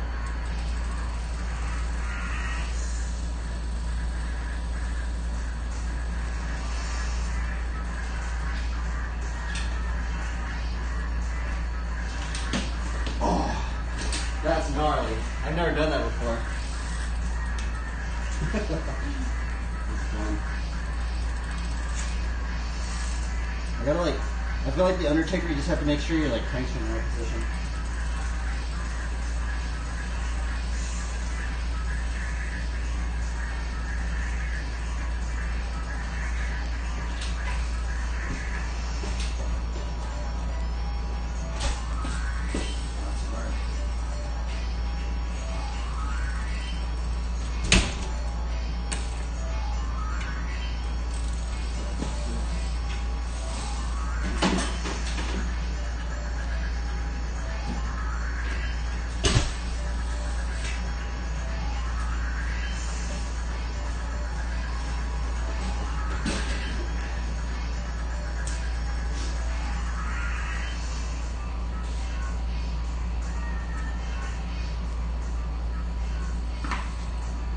A lot of tricks to learn. This is a new trick I've been trying to learn. Well, it's actually an old trick, but I can't do it still.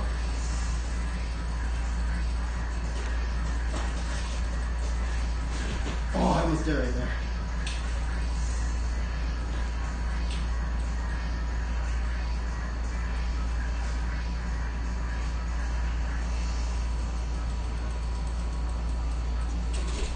That one, I've also been trying to practice this one.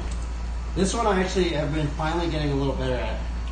I used to never be able to get into it, but I've been getting into it a lot more lately.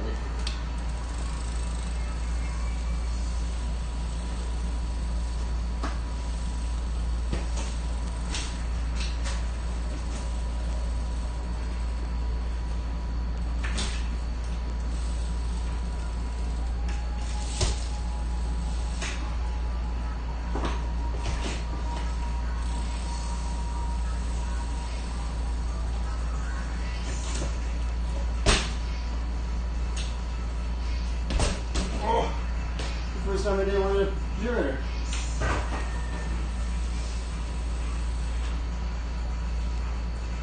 From the first line of the day. Let's see it. That was the very first line of the day. Wasn't very good, but that first trick, it's like, it's weird because like a lot of pro flatline riders do that trick. I see.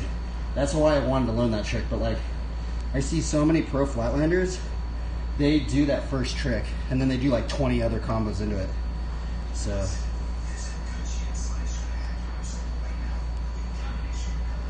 I think it's called a turbine steamroller. And one day, hopefully I can get to some of the combos that they're doing. Where you at? Let's see it. Peace out, bro. You try your best and have fun, man. Just keep failing, bro. Let's climb the mountains of our failures.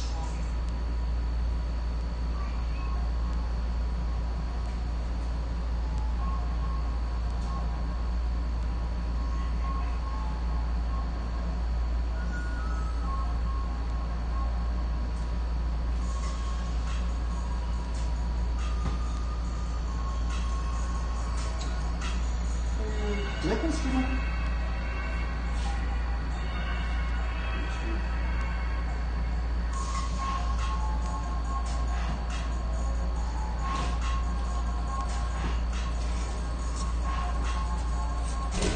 I need more front wheel tricks, bros. It's snug in the front wheel.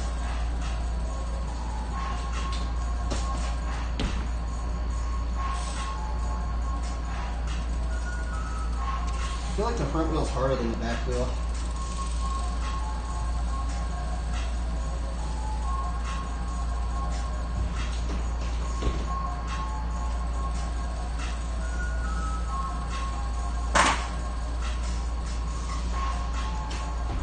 Can't do it.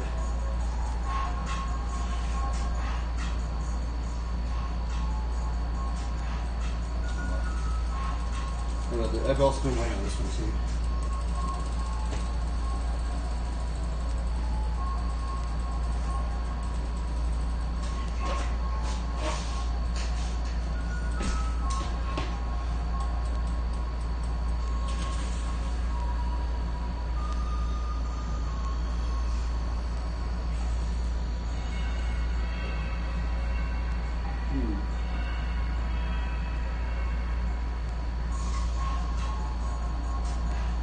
I'm trying to think what other like front wheel stuff can I learn.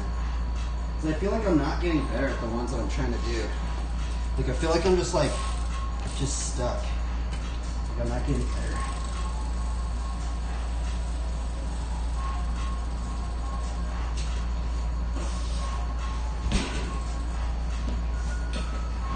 Maybe I should just master that one. Like I'm almost there.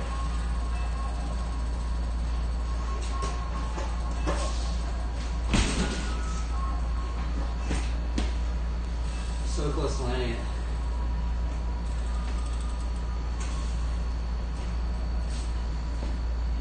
I've been after that one for a long time. I've also been wanting to learn the freak sweep in a circle, but it's really hard. Can't do it.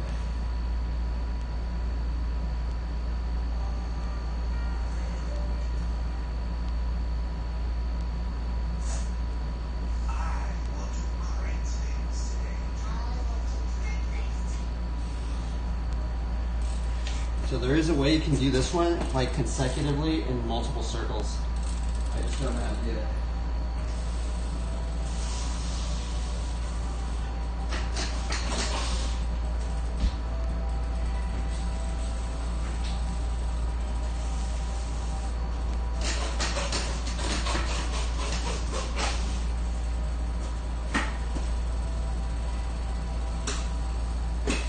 Oh, it's the best one I've done actually.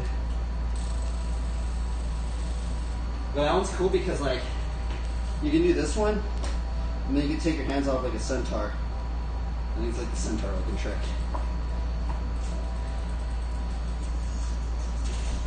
See, I just want to get into one circle. You can only do like half a circle.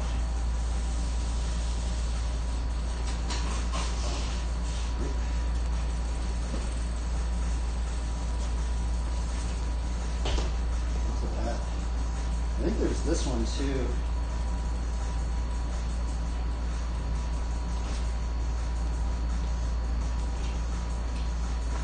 don't know how to do it.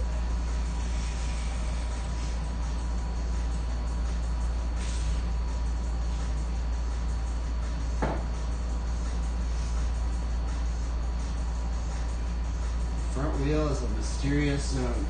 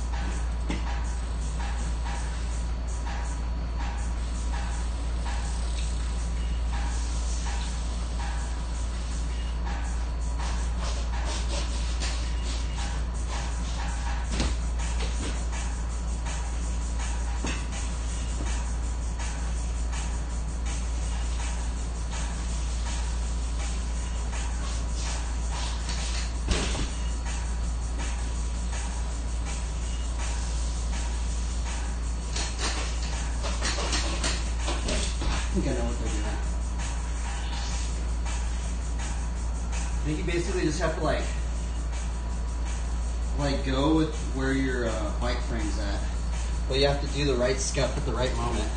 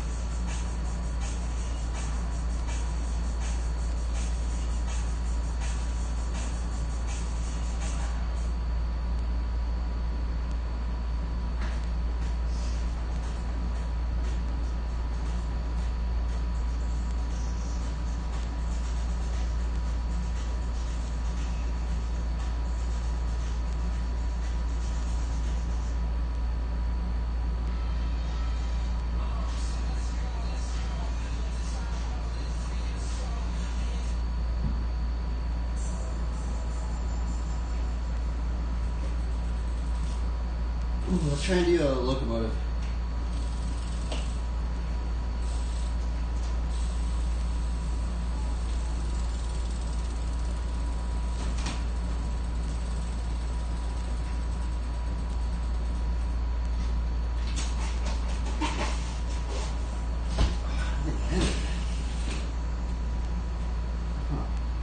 Oh, wait a minute.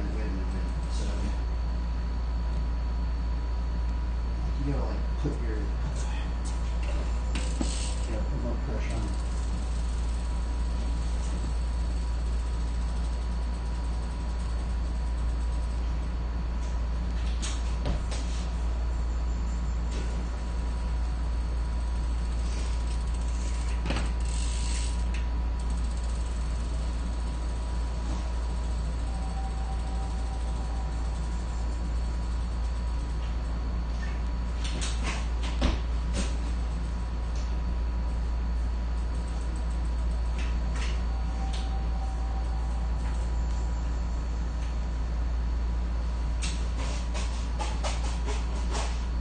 That's how you got it.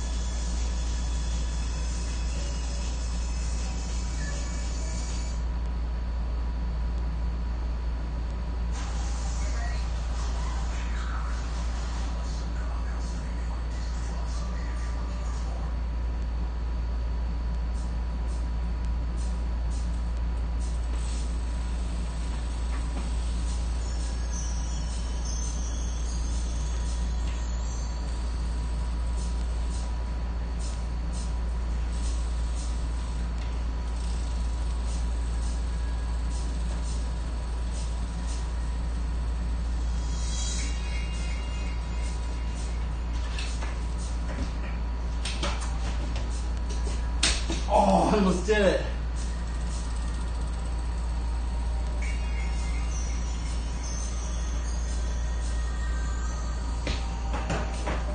I'm gonna put the light on. Let's put the light on. And now we don't need a light.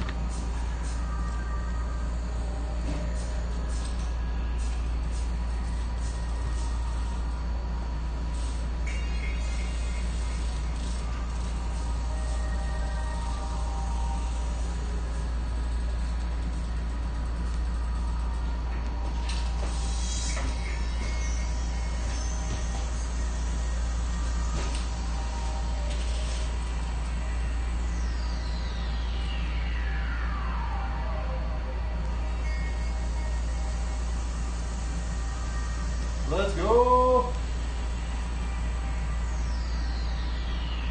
You still in here, dude? It's weird, like normally most people don't watch the bike riding stream. It's kind of crazy that more people watch the Bible studies than even like me on the bike. I guess it makes sense, because there's more knowledge. It's just me kind of failing over and over again.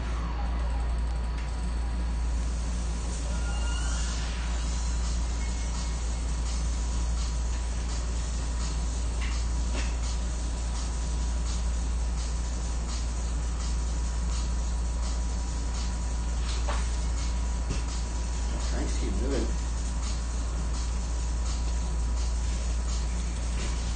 Yeah, I have my clips here.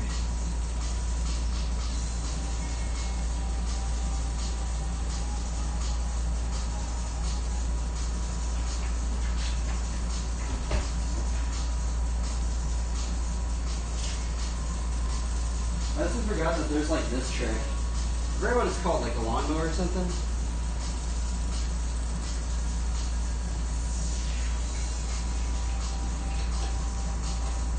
Whoa, dude, I haven't done that in a long time.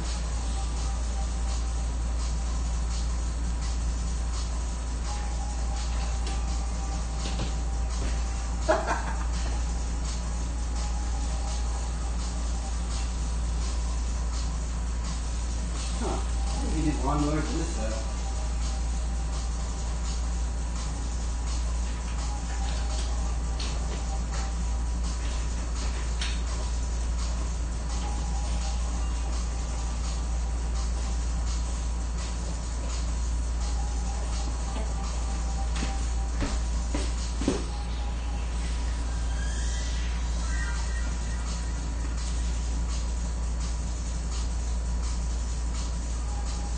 The knowledge is good, yeah. So what's cool about like this BMX stuff is like you can learn this stuff, you know, pretty much anywhere. The stuff that I'm doing. Oh, I guess you kind of need a level surface, but you know, I'm trying really not to ride this much stuff that much. I do want to start riding it more, but like I do kind of want to show that, bro, you can learn flatline in many areas. Like maybe I should do a stream and just ride in this little square.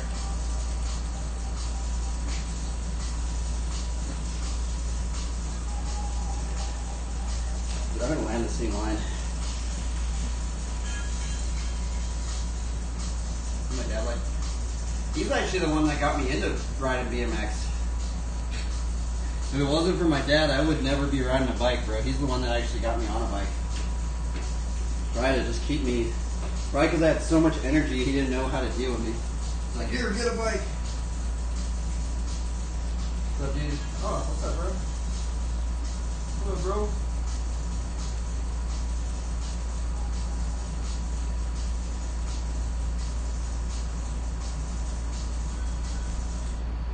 I'm actually going to film this clip because this is a new combo I've actually never done before. I'm actually going to try and get it as an actual clip. It's a flat turn down or endo turn down to Undertaker.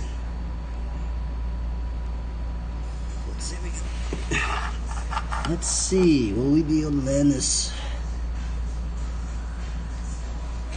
Let's do this. I've never landed this before. We're putting two tricks together. Okay. Flat turn down, out of it, endo, Undertaker.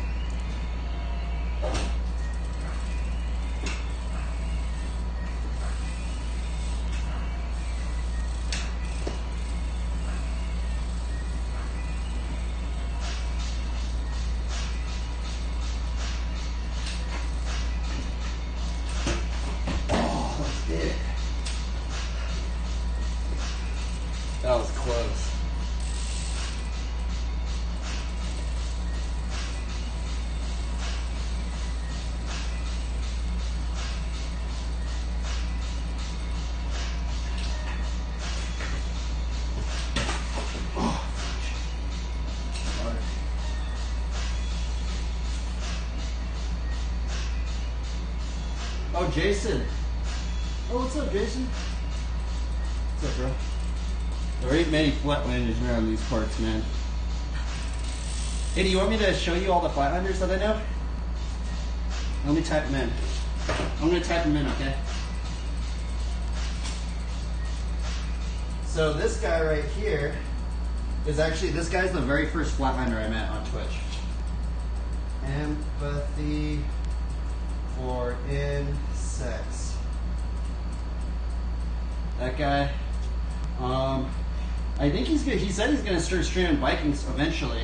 But if you look him up on YouTube, he has a bunch of videos, a couple videos on YouTube. He's really gnarly at generators, and I think he lives by like Terry Adams or something. Crazy. So that's like his scene, like Terry Adams or something. Empathy for insects, and then Moya Flat. There's also this Dimitri guy. I don't know how to spell his name, but he actually does stream, but he doesn't really ride Flatland anymore. But there is another streamer. His name's like Dimitri Kenevo something, and he used to be able to do like 12 pinky squeaks in a row, which is crazy. And he still has his old bike. But yeah, those two guys, they do have Twitch channels, so you should check them out. They don't really like. I think they're eventually gonna start riding. I don't know.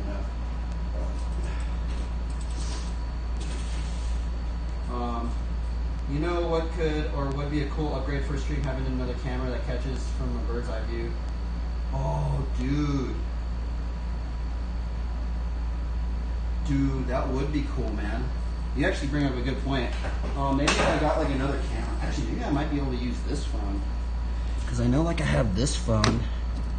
The thing is like, I'm streaming on the computer. I kind of don't know how I would, how would I do that? Maybe if I got an external multi-USB thing, putting another one, that would be a really good idea. I am going to remember that, bro. Thank you for that.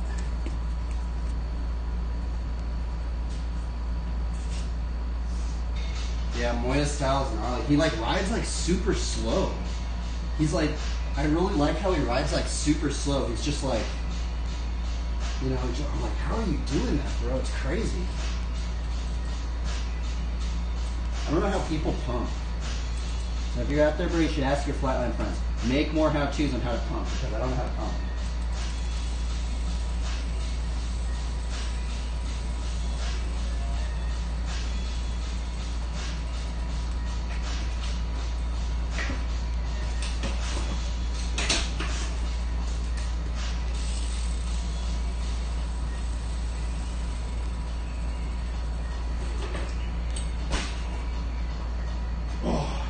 I landed it. Yes. Dude, I landed the new combo. The flat turned into Undertaker. Never done that one before in my life. Well, I guess I could do both of the tricks, I just never put them together. Yes, dude. Dude, I love landing new, like, I love just like, when you're just like, oh, well, I'm just gonna mess around. I'm like, oh, wait, you could add that trick into that trick. Dude, I'm stoked, bro. That's the first time I've ever done that before. Whoa, dude, that looks crazy.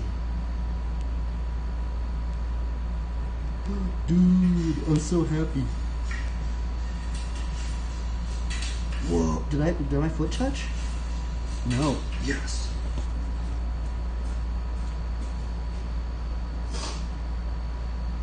Yeah, bro. Jason, would you ever start streaming, dude? Do you have like a little area?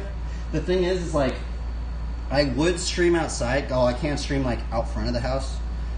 But the thing is like, in order for me to stream besides this Wi-Fi, I can't stream outside of this Wi-Fi location. I really, like, I guess you need like some crazy like setup to be able to stream outside of your Wi-Fi. It's like $700 or something like that. Here, I'm gonna edit this clip real quick. But one of the cool things, Jay, I don't know if you've heard some of my older streams, but what's really gnarly about Twitch, bro, you just download the Twitch app, right? And you basically unlock an unlimited external hard drive. Like imagine you have a phone, but you can just film 24/7, and it's just you have that, man. You get to save. You can save all of your you can save all your streams, all your clips, bro. It's insane, bro. Like I'm so surprised more people aren't like, especially in the writing realm. I'm surprised that more people aren't like taking advantage of that, because like it's basically like you have an unlimited external hard drive, bro. It's crazy.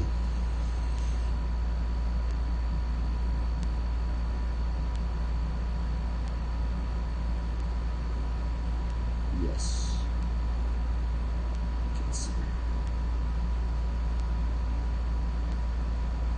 Oh, nice. Oh, let's see here. I thought about it, but I have the small spot. It's rough. Super hot in there. Yeah, I tried to use my phone. I don't know what's wrong with my phone. My internet doesn't work. Like, it's all sketchy. The thing also too, Jason, is I do have a little, so see that thing? That's actually one of those like portable AC things, and it's actually meant for a room about half of this size, but it does still kind of cool this down a little bit. The other thing what I did is, I have a fan up there, and I have that fan so the air blows up like that. So there's kind of like this consecutive like air circulation thing. It used to be super hot. My earlier streams were like brutally hot in here until I changed that.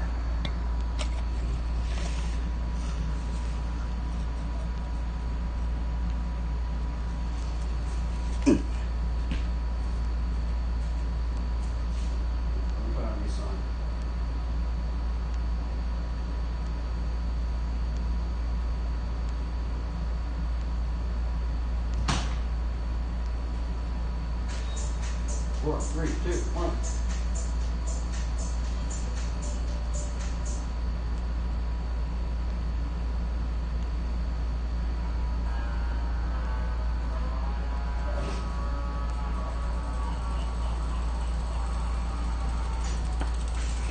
So this backyard no-hander is another trick I've been really trying to be at. I've been after this one for like 2 years. I've landed like 4 of them, but it's just a super hard trick. It's a very rare one that I can even land, but I always like to try it. Because this ride-in's weird, because with my backyards, I use this foot to do, so I scuff with this foot, right, a lot. So I think I scuff backwards or something. I don't know, I'm like goofy footed or something when I scuff, but this is like the ride-in to get in the backyard like this. Backyard.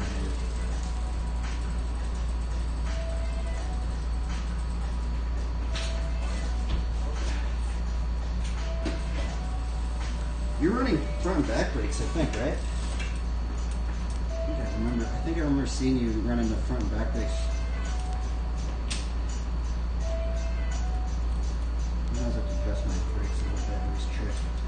But yeah, this one's weird because so I kind of like start off like this, and then I endo like this, right?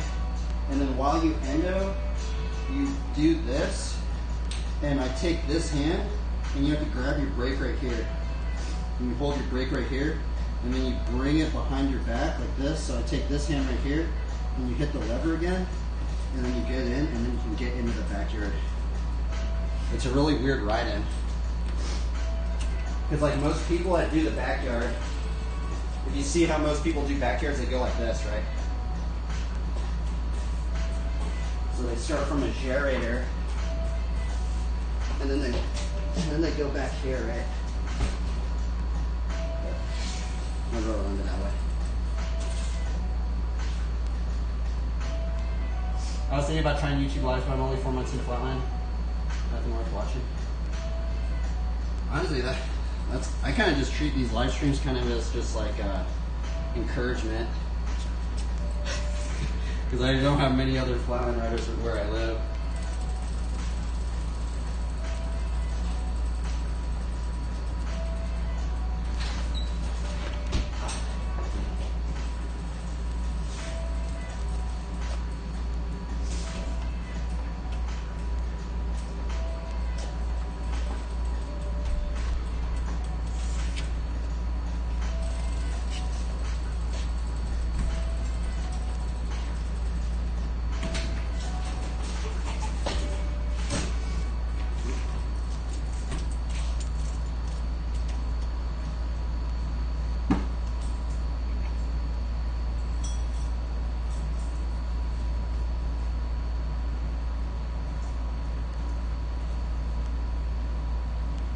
Flatline's gnarly.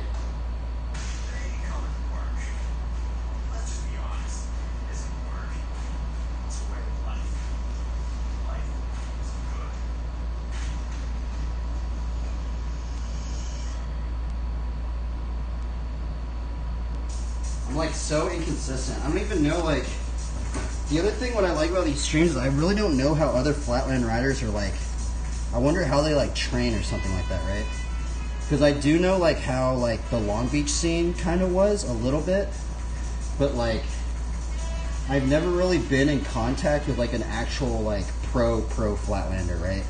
Like I don't know like what they're like, what do they do? Are they just like just always landing things? Because what's weird is if you see a lot of flatland riders, you just see them landing things, right? And it kind of like, I'm like, what in the world, bro? Are they just that consistent all the time? Which they probably are, because they do contests and stuff, but. How it going? What's up, dude? Messing around. Just Brad, kind of learned some new tricks that take forever to learn. I've been trying to learn the freak squeak. This one is good.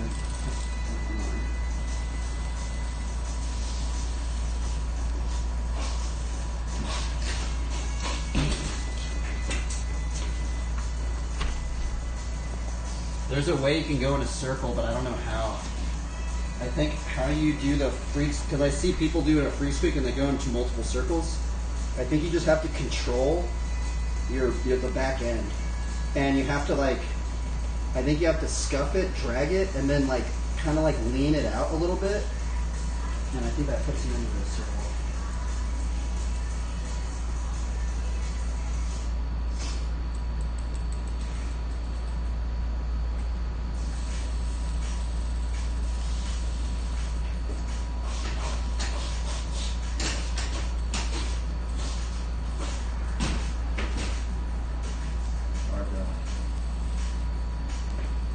That one's cool because you can do that one and you can do that one into a no-hander. Like this.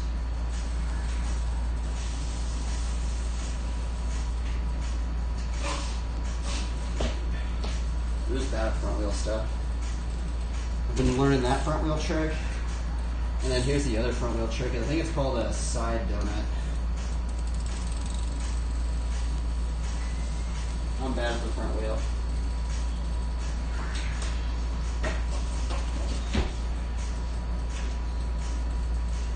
There's that one. And then the funky chicken I've been trying to learn.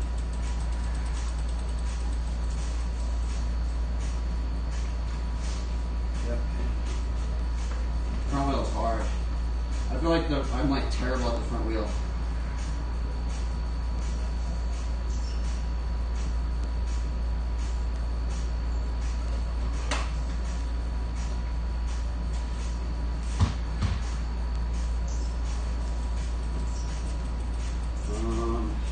Oh yeah, there's this combo too.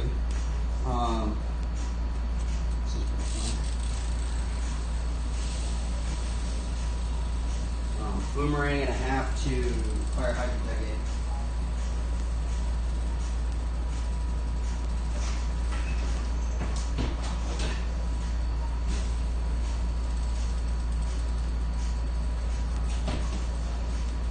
Oh, that's actually another one too that I've been figuring out. So if you could do like half a fire hydrant and then go like this, right? I think you can get into a turbine steamroller. Go like this. And I'll just like go into it. So you can go from like a back wheel trick to a front wheel trick.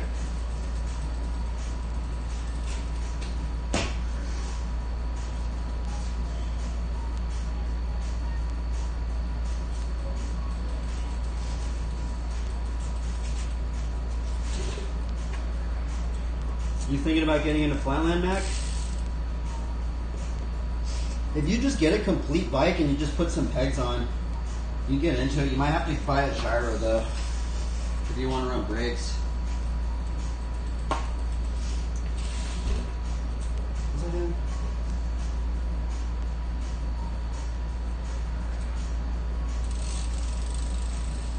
Let's try this. Bubble glide.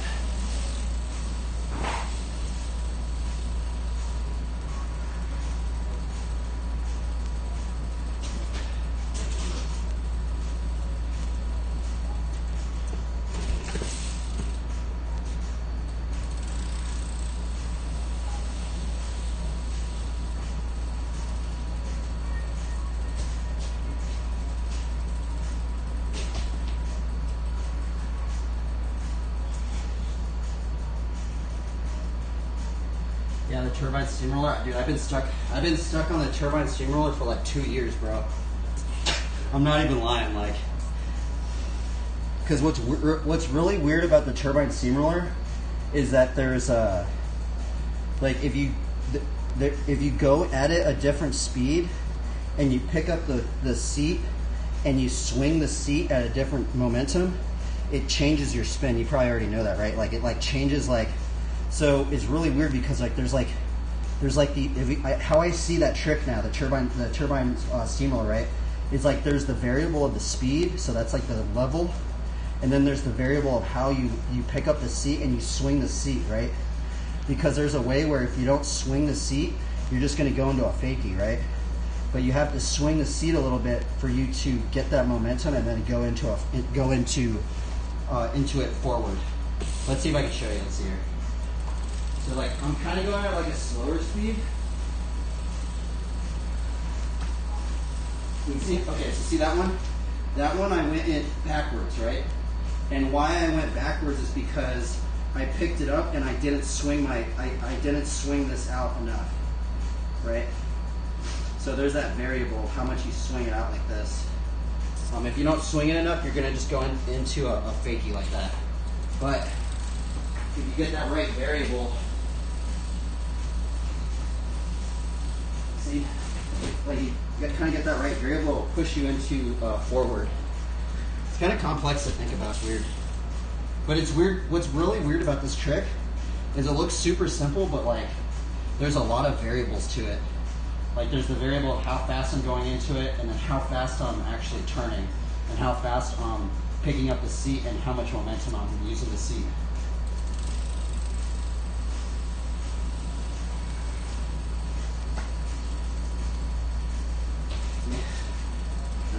That might help you out.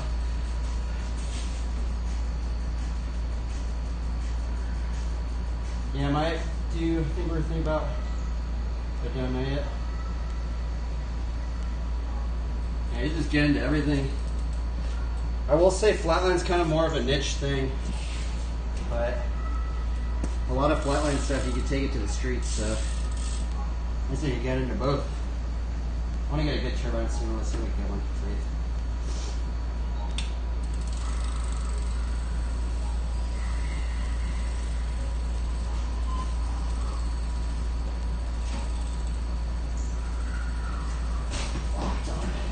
Almost did it. That trick's hard.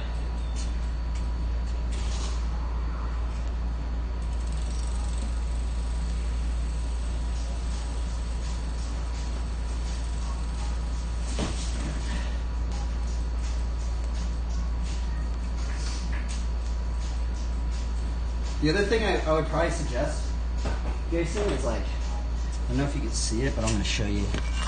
So where I've been circling, so where I start that, see that little piece of tape that's kind of like wore off? See how there's like a little gap in that tape? So what I've been trying to do is I've been trying to take the same arc, and I always try and spin it right there when I do the turbine steamroller. And so it's kind of given me this like, this variable of where I can see where I'm arcing into it and then getting into it, and then like, and so that little piece of tape right there, this is actually the center of this garage. So if I arc it right, it could potentially put me into that center part. I don't know, something that might help you out. Maybe bring some like tape to your spot or something and like tape a straight line or something, and just like, you know, so you have like kind of like a gauge of where you're doing stuff. I feel like I honestly feel like the tape's actually really been helping me with some tricks, because I see the angle I'm taking, right? And sometimes if you're just at a normal spot and it doesn't have any lines, sometimes it's kind of hard to tell like what angle you're taking into the trick, right?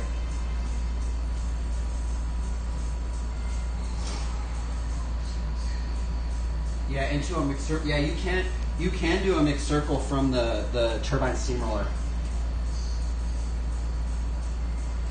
I don't know how to mix circle. I can do like one mixed circle, but like I'm not good at that stuff.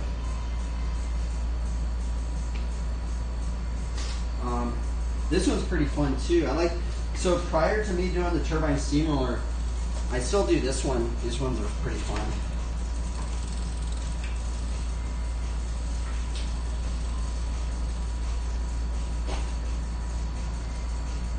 And then just like one scuff back. You can do like no header. Those are fun. Because also like you can learn the what do you call it? Hitchhiker. I have been trying to learn the hitchhiker like this. So you start off like this, and then you do one scuff back, and then like go one scuff back. And I can't do a hitchhiker though, but that's how you can learn it. The hitchhiker takes a long time to learn.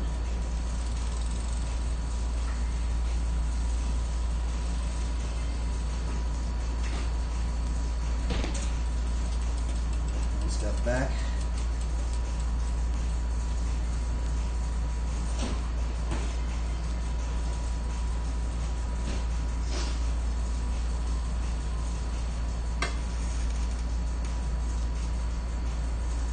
Yeah, I'm bad at the front wheel, man. I'm super bad at the front wheel. The funky chicken's really fun too. The funky chicken took me a long time for some reason. It's weird. Like people told me it was like gonna be an easy trick. And bro, I feel like the funky chicken took me forever to get.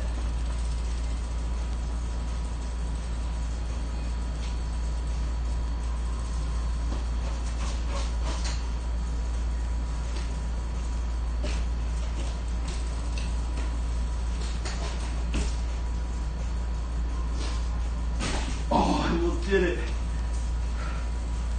That was so close. Dude, I almost, that's the combo I've been actually after. I have landed that combo one time. It's funky chicken, steamroller, switch hand steamroller, fakie, switch hand steamroller to funky chicken. I landed it one time. I almost landed right there.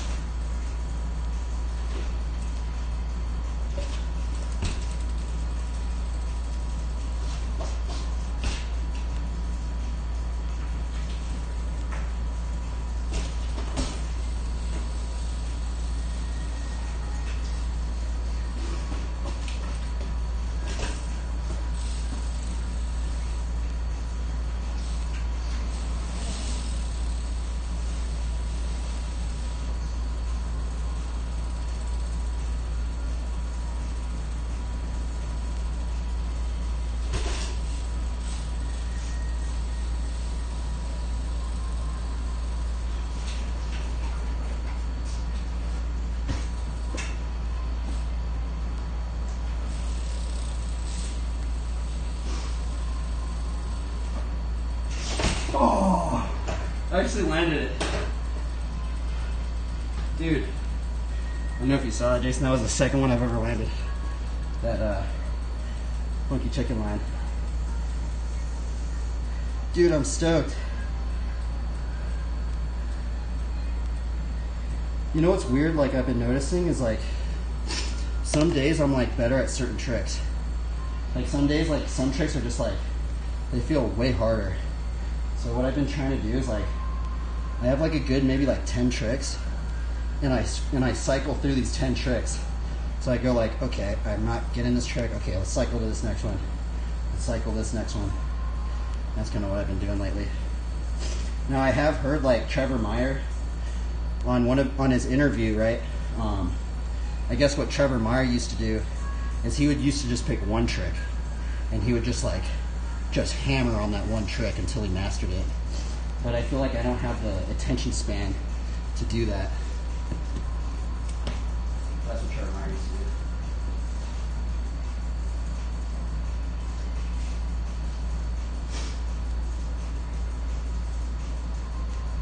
Stoked.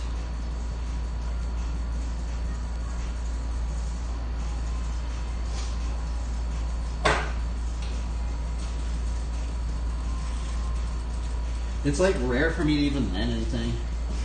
Like generally, like every stream I can probably get maybe land like three to four lines. I've been noticing that.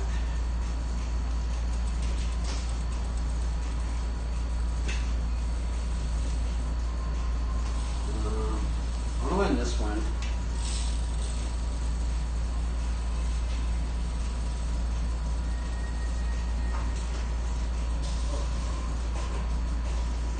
Oh, I almost did it right there. Like, I don't know how to land it. Like the landing's the hardest part now. I just like don't know how they're doing it.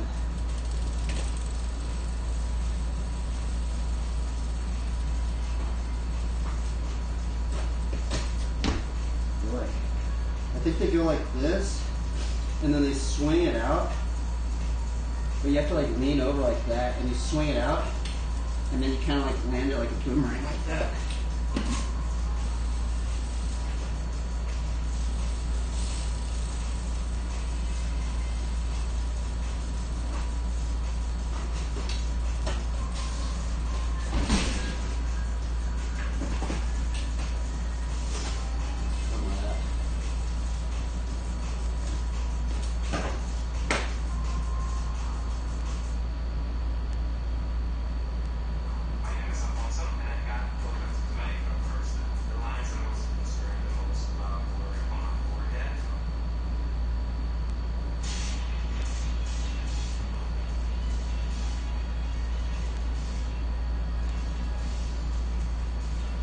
Did you see that one video where he did a 2-hour-long combo? Yes. What's that guy's name? What's that guy's name? Dude, it's right on the tip of my tongue. What's his name? He looks like David Goggins. That dude straight up, like, I feel like that dude's David Goggins on a bike, bro. I'm like, holy moly, bro, that dude's gnarly. What's his name, bro? I forgot. He like deleted a bunch of videos on YouTube. He used to have a ton of videos on YouTube, and I think he deleted his channel or something. Yeah, I forgot his name, but yeah, I know who you're talking about.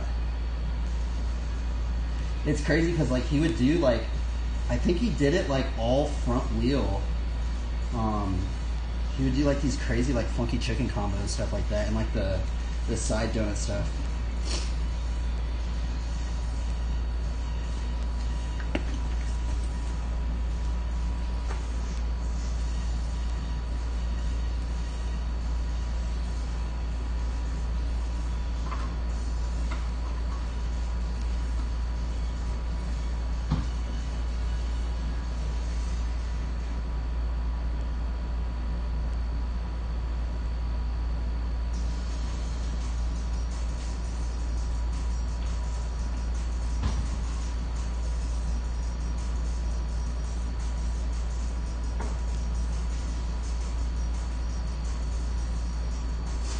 Here, I'm going to show you this BMX video. So this is like, it's kind of crazy. So I'm going to show you, you know Dave Smith, right? You've probably seen that, you've probably already seen this video, right? But the thing is that, so I got into Flatland in Long Beach, right? Actually in Belmont. And that's the craziest thing. So I'm definitely I'm actually very, very inspired by Dave Smith. I've been wanting to learn a lot of his combos and stuff, but his combos are really hard, so. But yeah, so that's what got me into Flatland. It was just from like the Long Beach scene, and so I'm gonna put on this Dave Smith video, and you kind of see like where I get most of my inspiration. Honestly, like if I could just ride like a fraction of like this dude, man.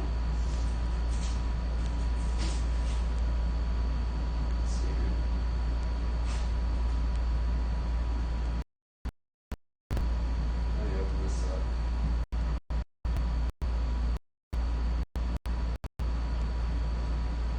Dave Smith.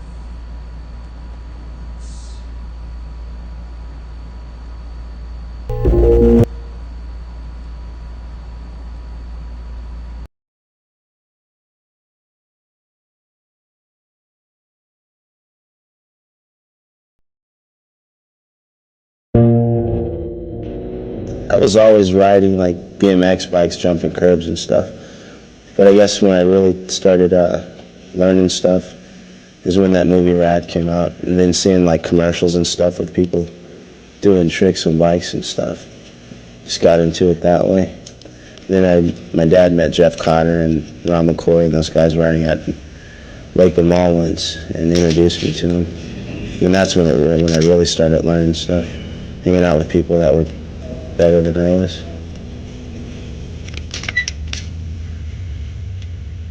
Been riding in Long Beach, Belmont Shore.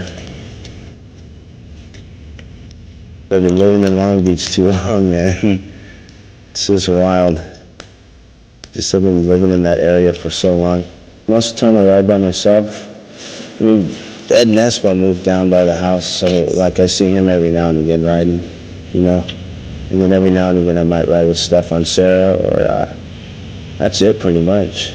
That's Eric Stefano maybe, but not a whole lot. You know, most of the time it's just by myself. I always kept to myself growing up, so I never really hung out with too many people. There's no particular reason why I ride, except for I like the fact that I like to ride, you know? And that's pretty much it. Just liking to ride and like spending time alone.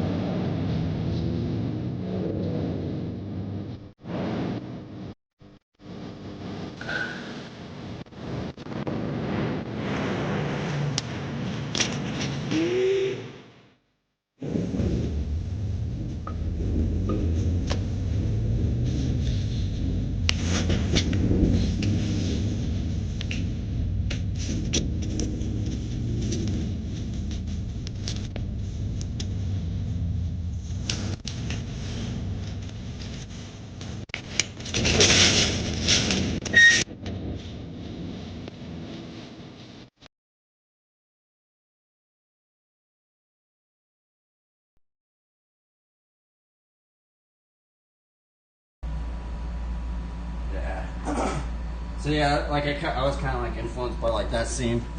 Yeah. But what's also gnarly about Dave Smith is like he has some BMX videos and like he'll like thank God and stuff like that. He's definitely a real one, man. He also does like this. He's also one of the dudes that got me into doing the stick beano hander. He's one of the guys that made me want to learn that trick. That dude's gnarly, bro. He does like some combos. I'm just like, what in the world, bro? And I know like a lot of the people nowadays, they don't like the break combo stuff, and they don't really like the scuffing and stuff. But like, I just feel like that. I don't know. I really like that. I don't know, something about it. I dig it. I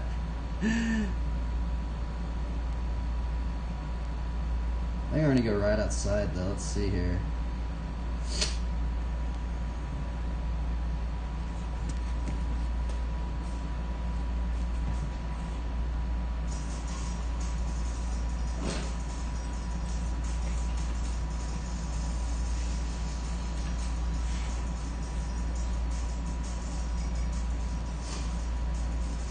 Actually, one thing, there's actually a combo I haven't really been doing as much. I need to start doing it again. but it's the switch foot or regular foot switch foot Jarrett and a regular foot Jarrett, because that one opens up like a billion combos up in there. Let's see what I do. I haven't landed one in a while.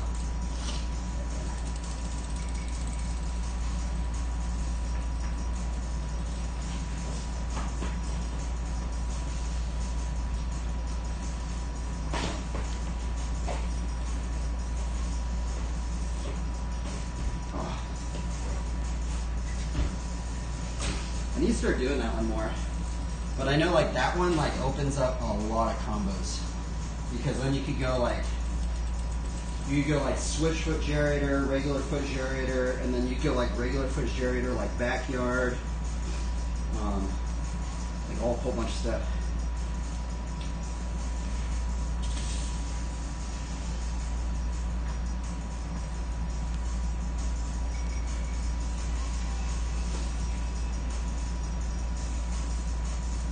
I do too many gyrators. The gyrator was like my first scuff trick, so that's why I do so many gyrators.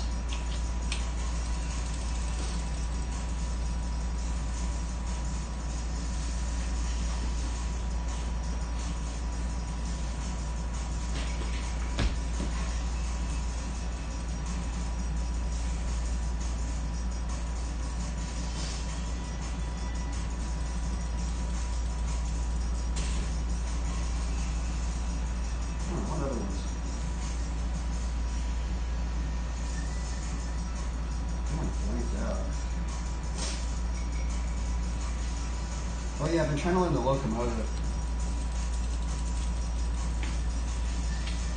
Actually, I can't do mega spins.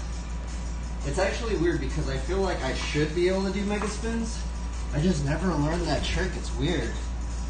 Like, it's actually really hard. They make it look really easy, but I think it's harder than a gyrator. Let's see how you're doing.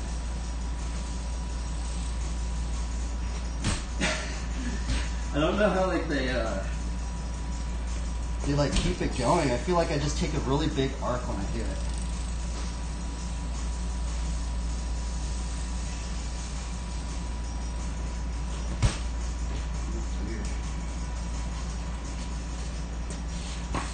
I think I need to go slower because I heard like someone say you have to do it really slow.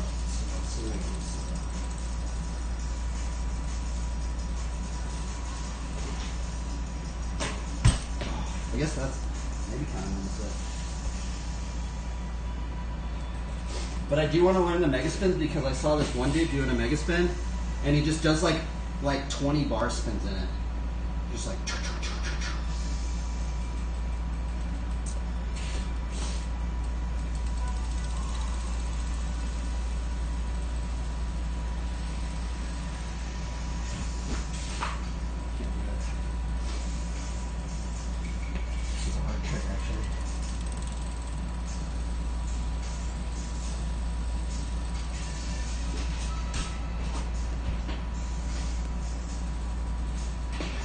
It's like relearning a trick all over again. That's hard. I don't know what I'm doing wrong. Do you know what I'm doing wrong? I have to be doing something wrong.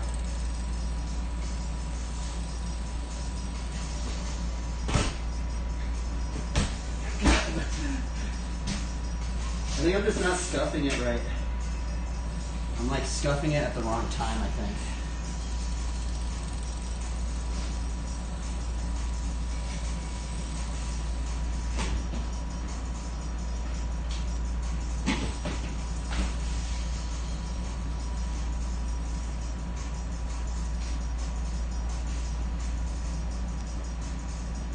I think the bike has to go backwards.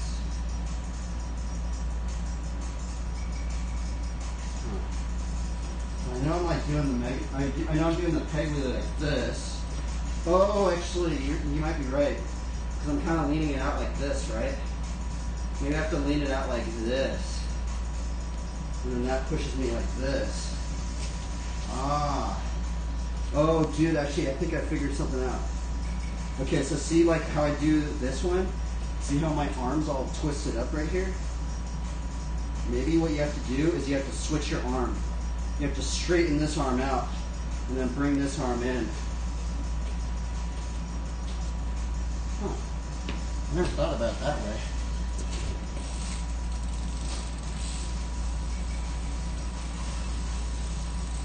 See how I'm at length my arms like that? Oh, dude, actually, I think that's how you do it.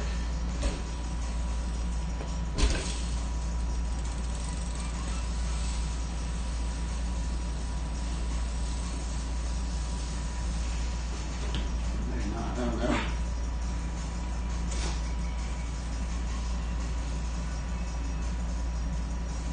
Do I even drift? I can kind of skid. What about this drift trick? Here, check it out.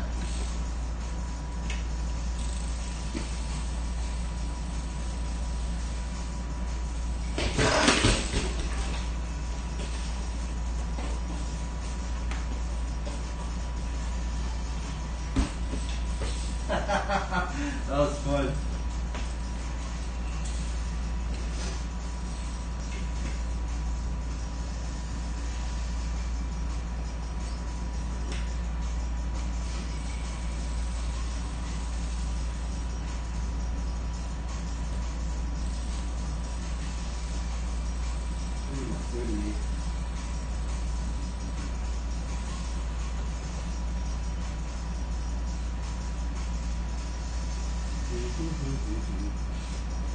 I landed like 2 new clips, so I'm kind of just chilling now.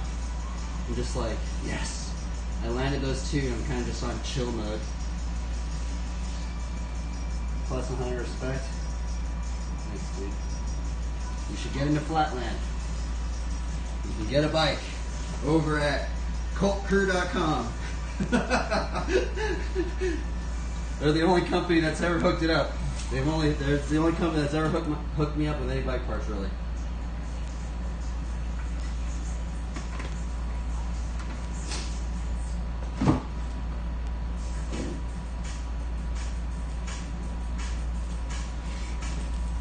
So now you're doing upside down tail up.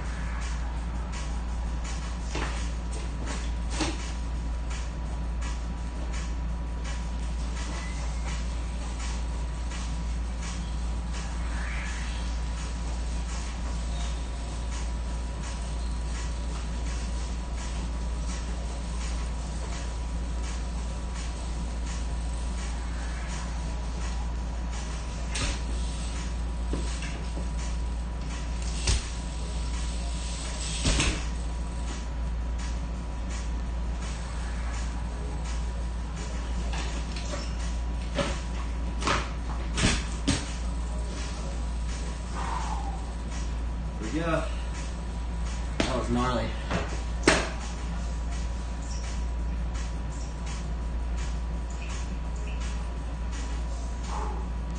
Dude, if you guys just saw that, that was like a super rare line for me to land. That line right there, I was just messing around. I actually didn't think I was gonna land it. Well, Colt's the only company that's actually ever hooked it up. Because I have gotten like, I've gotten 4 frames from them so far, from Robbie Morales. 4 frames, a bunch of parts, and just like, yeah, they're the only company that's like hooked it up, you know? Like using that frame, so this frame was one of the ones that I got, and I can still ride this one. And then I have some other ones. This one's gnarly. I got like most of my clips are on actually this frame right here. And what's crazy is this thing isn't even cracked. I can still ride this thing. Like it's like still like going. This has been the longest lasting frame I've ever had.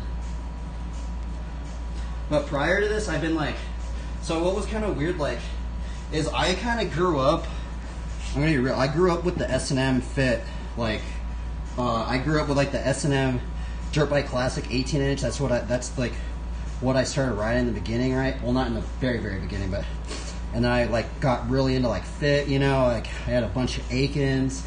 I had the Fit Chase Hawk frames. I was always about like Eddie Cleveland and Chase Diard and stuff like that.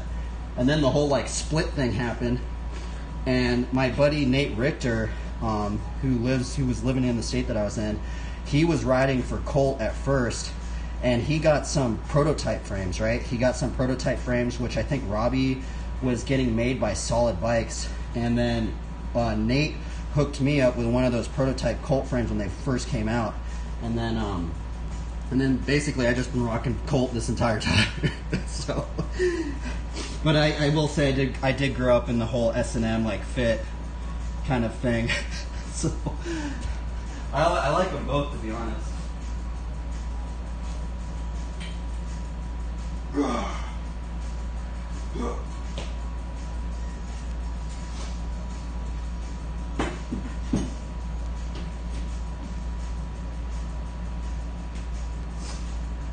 I need to make a stream marker on that one. Bro, I got 3 gnarly clips today.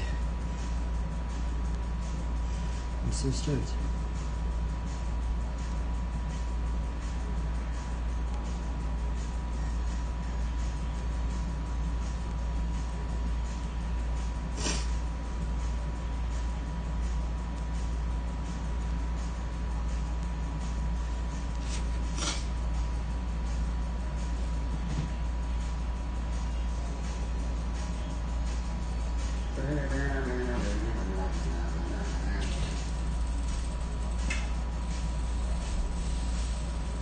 Oh yeah, well, the frame I'm running right now is the Colt Tech frame.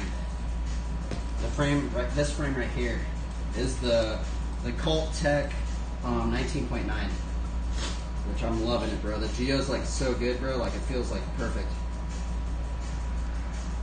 The only thing I would add onto this frame, the Colt Tech 19.9, if they did make a flatland frame, I wish they made like a little thing right here, because I had to mod this right here so my foot doesn't get caught right there.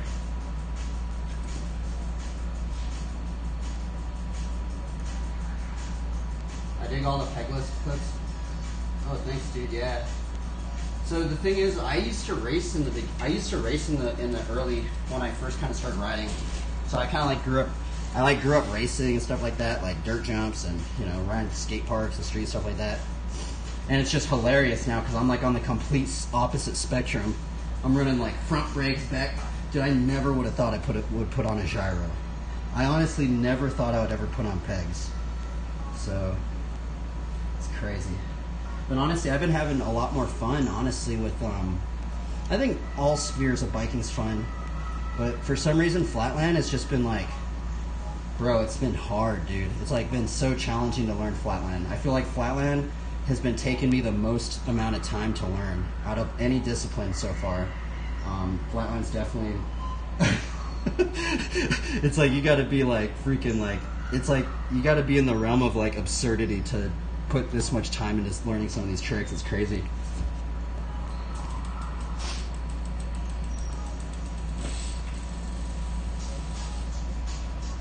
I don't know what I'm gonna do. Hey, I give you this Ulta.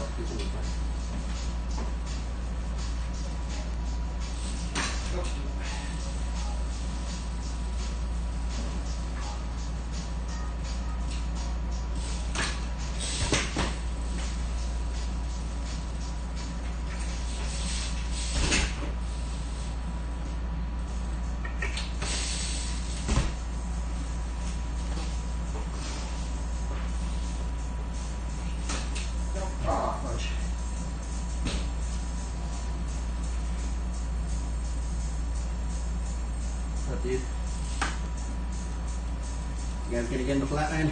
I know Jason's already in the flatland. It's really fun.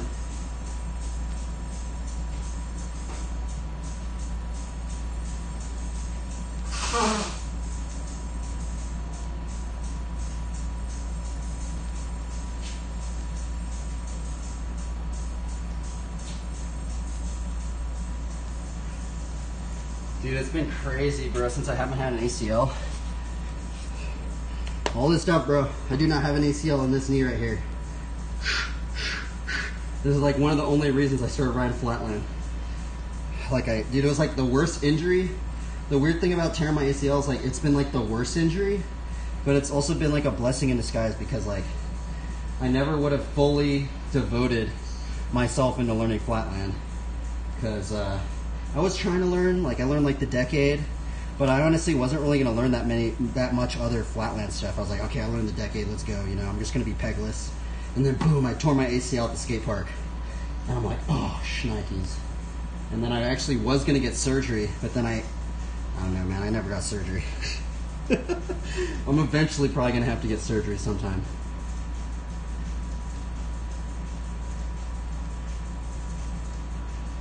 By Flaky Dog. Yeah, dude. Fakey whip.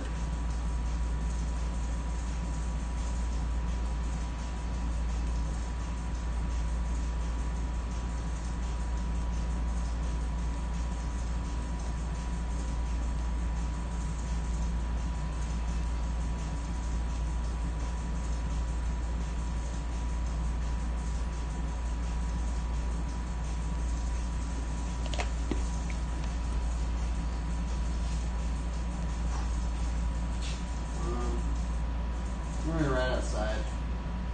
So I'm going to take the stream outside. And actually, maybe not. Maybe I'll look up there.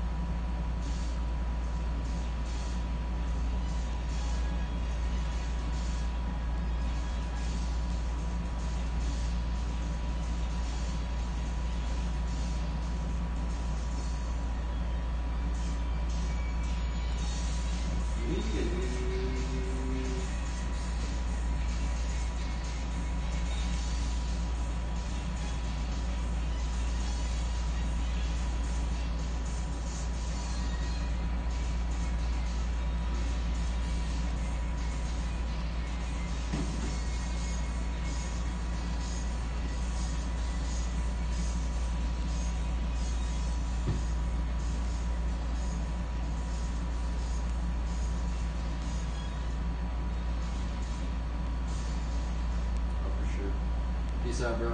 Yeah, you don't gotta watch these streams, dude. I just have this streaming. And thanks for stopping by, bro. Hope you have a good one, man. Hope your ankle gets better, man, so you can ride.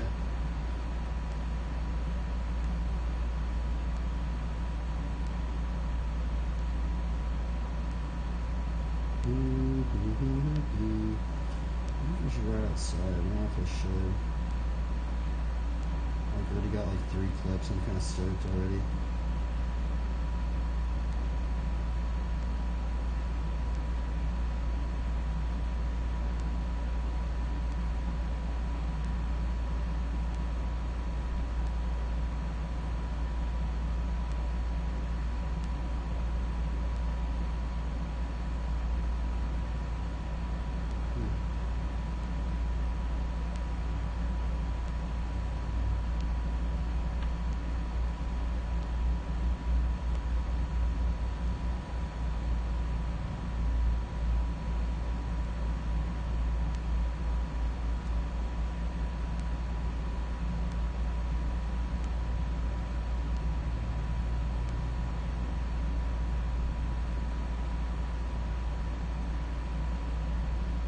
Man, one of my squirrels got hit by a car.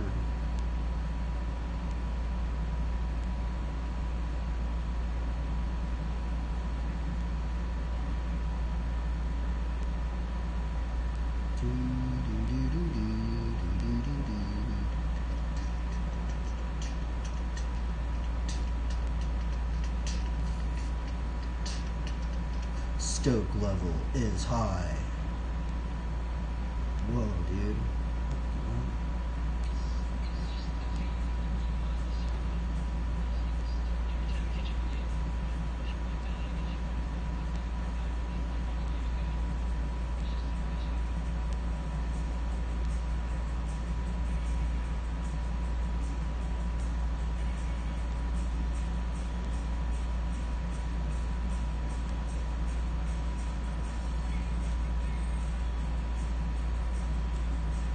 Surfing looks fun. I actually have never surfed before, dude, but man, dude, that's awesome. Bro, that's rowdy. I have to save this video, that's awesome.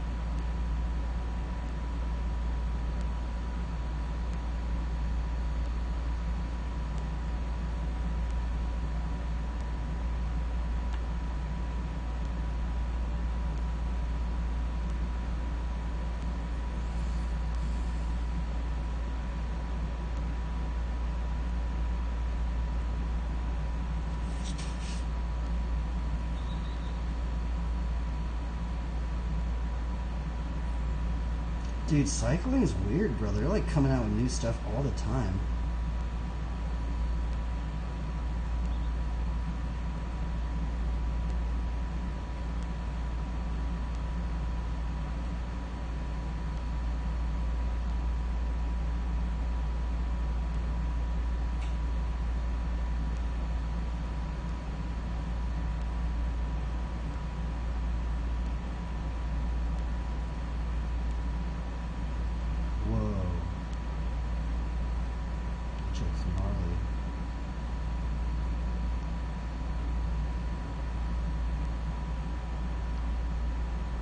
Shit is really awesome. That's so crazy, this AI. It's insane.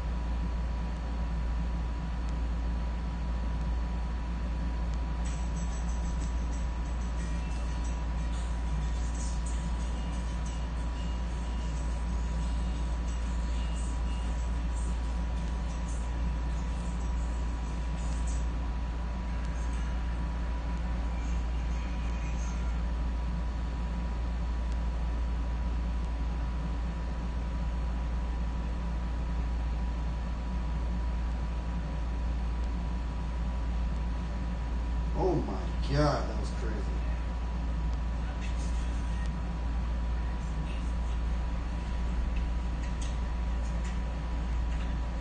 Wow. That was insane.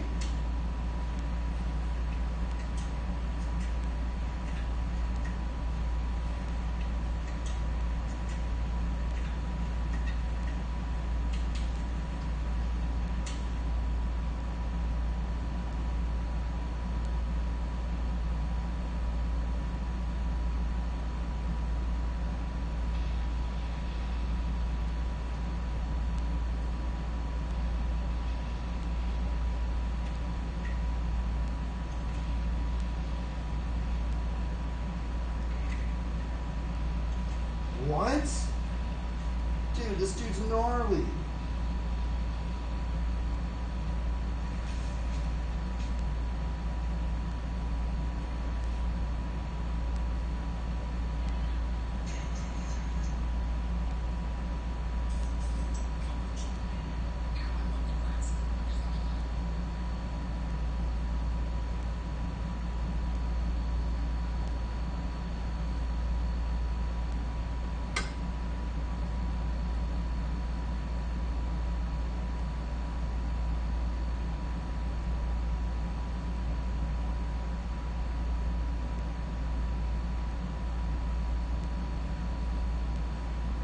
I think I'm gonna end this channel I'm hungry. If we are hungry, I was gonna maybe right outside, but I already got like 3 gnarly clips today, so. What am I gonna title this stream today? I think it's gonna be just like the ways the devil uses anger to control people, maybe. Let's actually just leave it on that one verse in James. It says, let's see here. Says, for the anger of man does not produce the righteousness of God. James 1:20. Here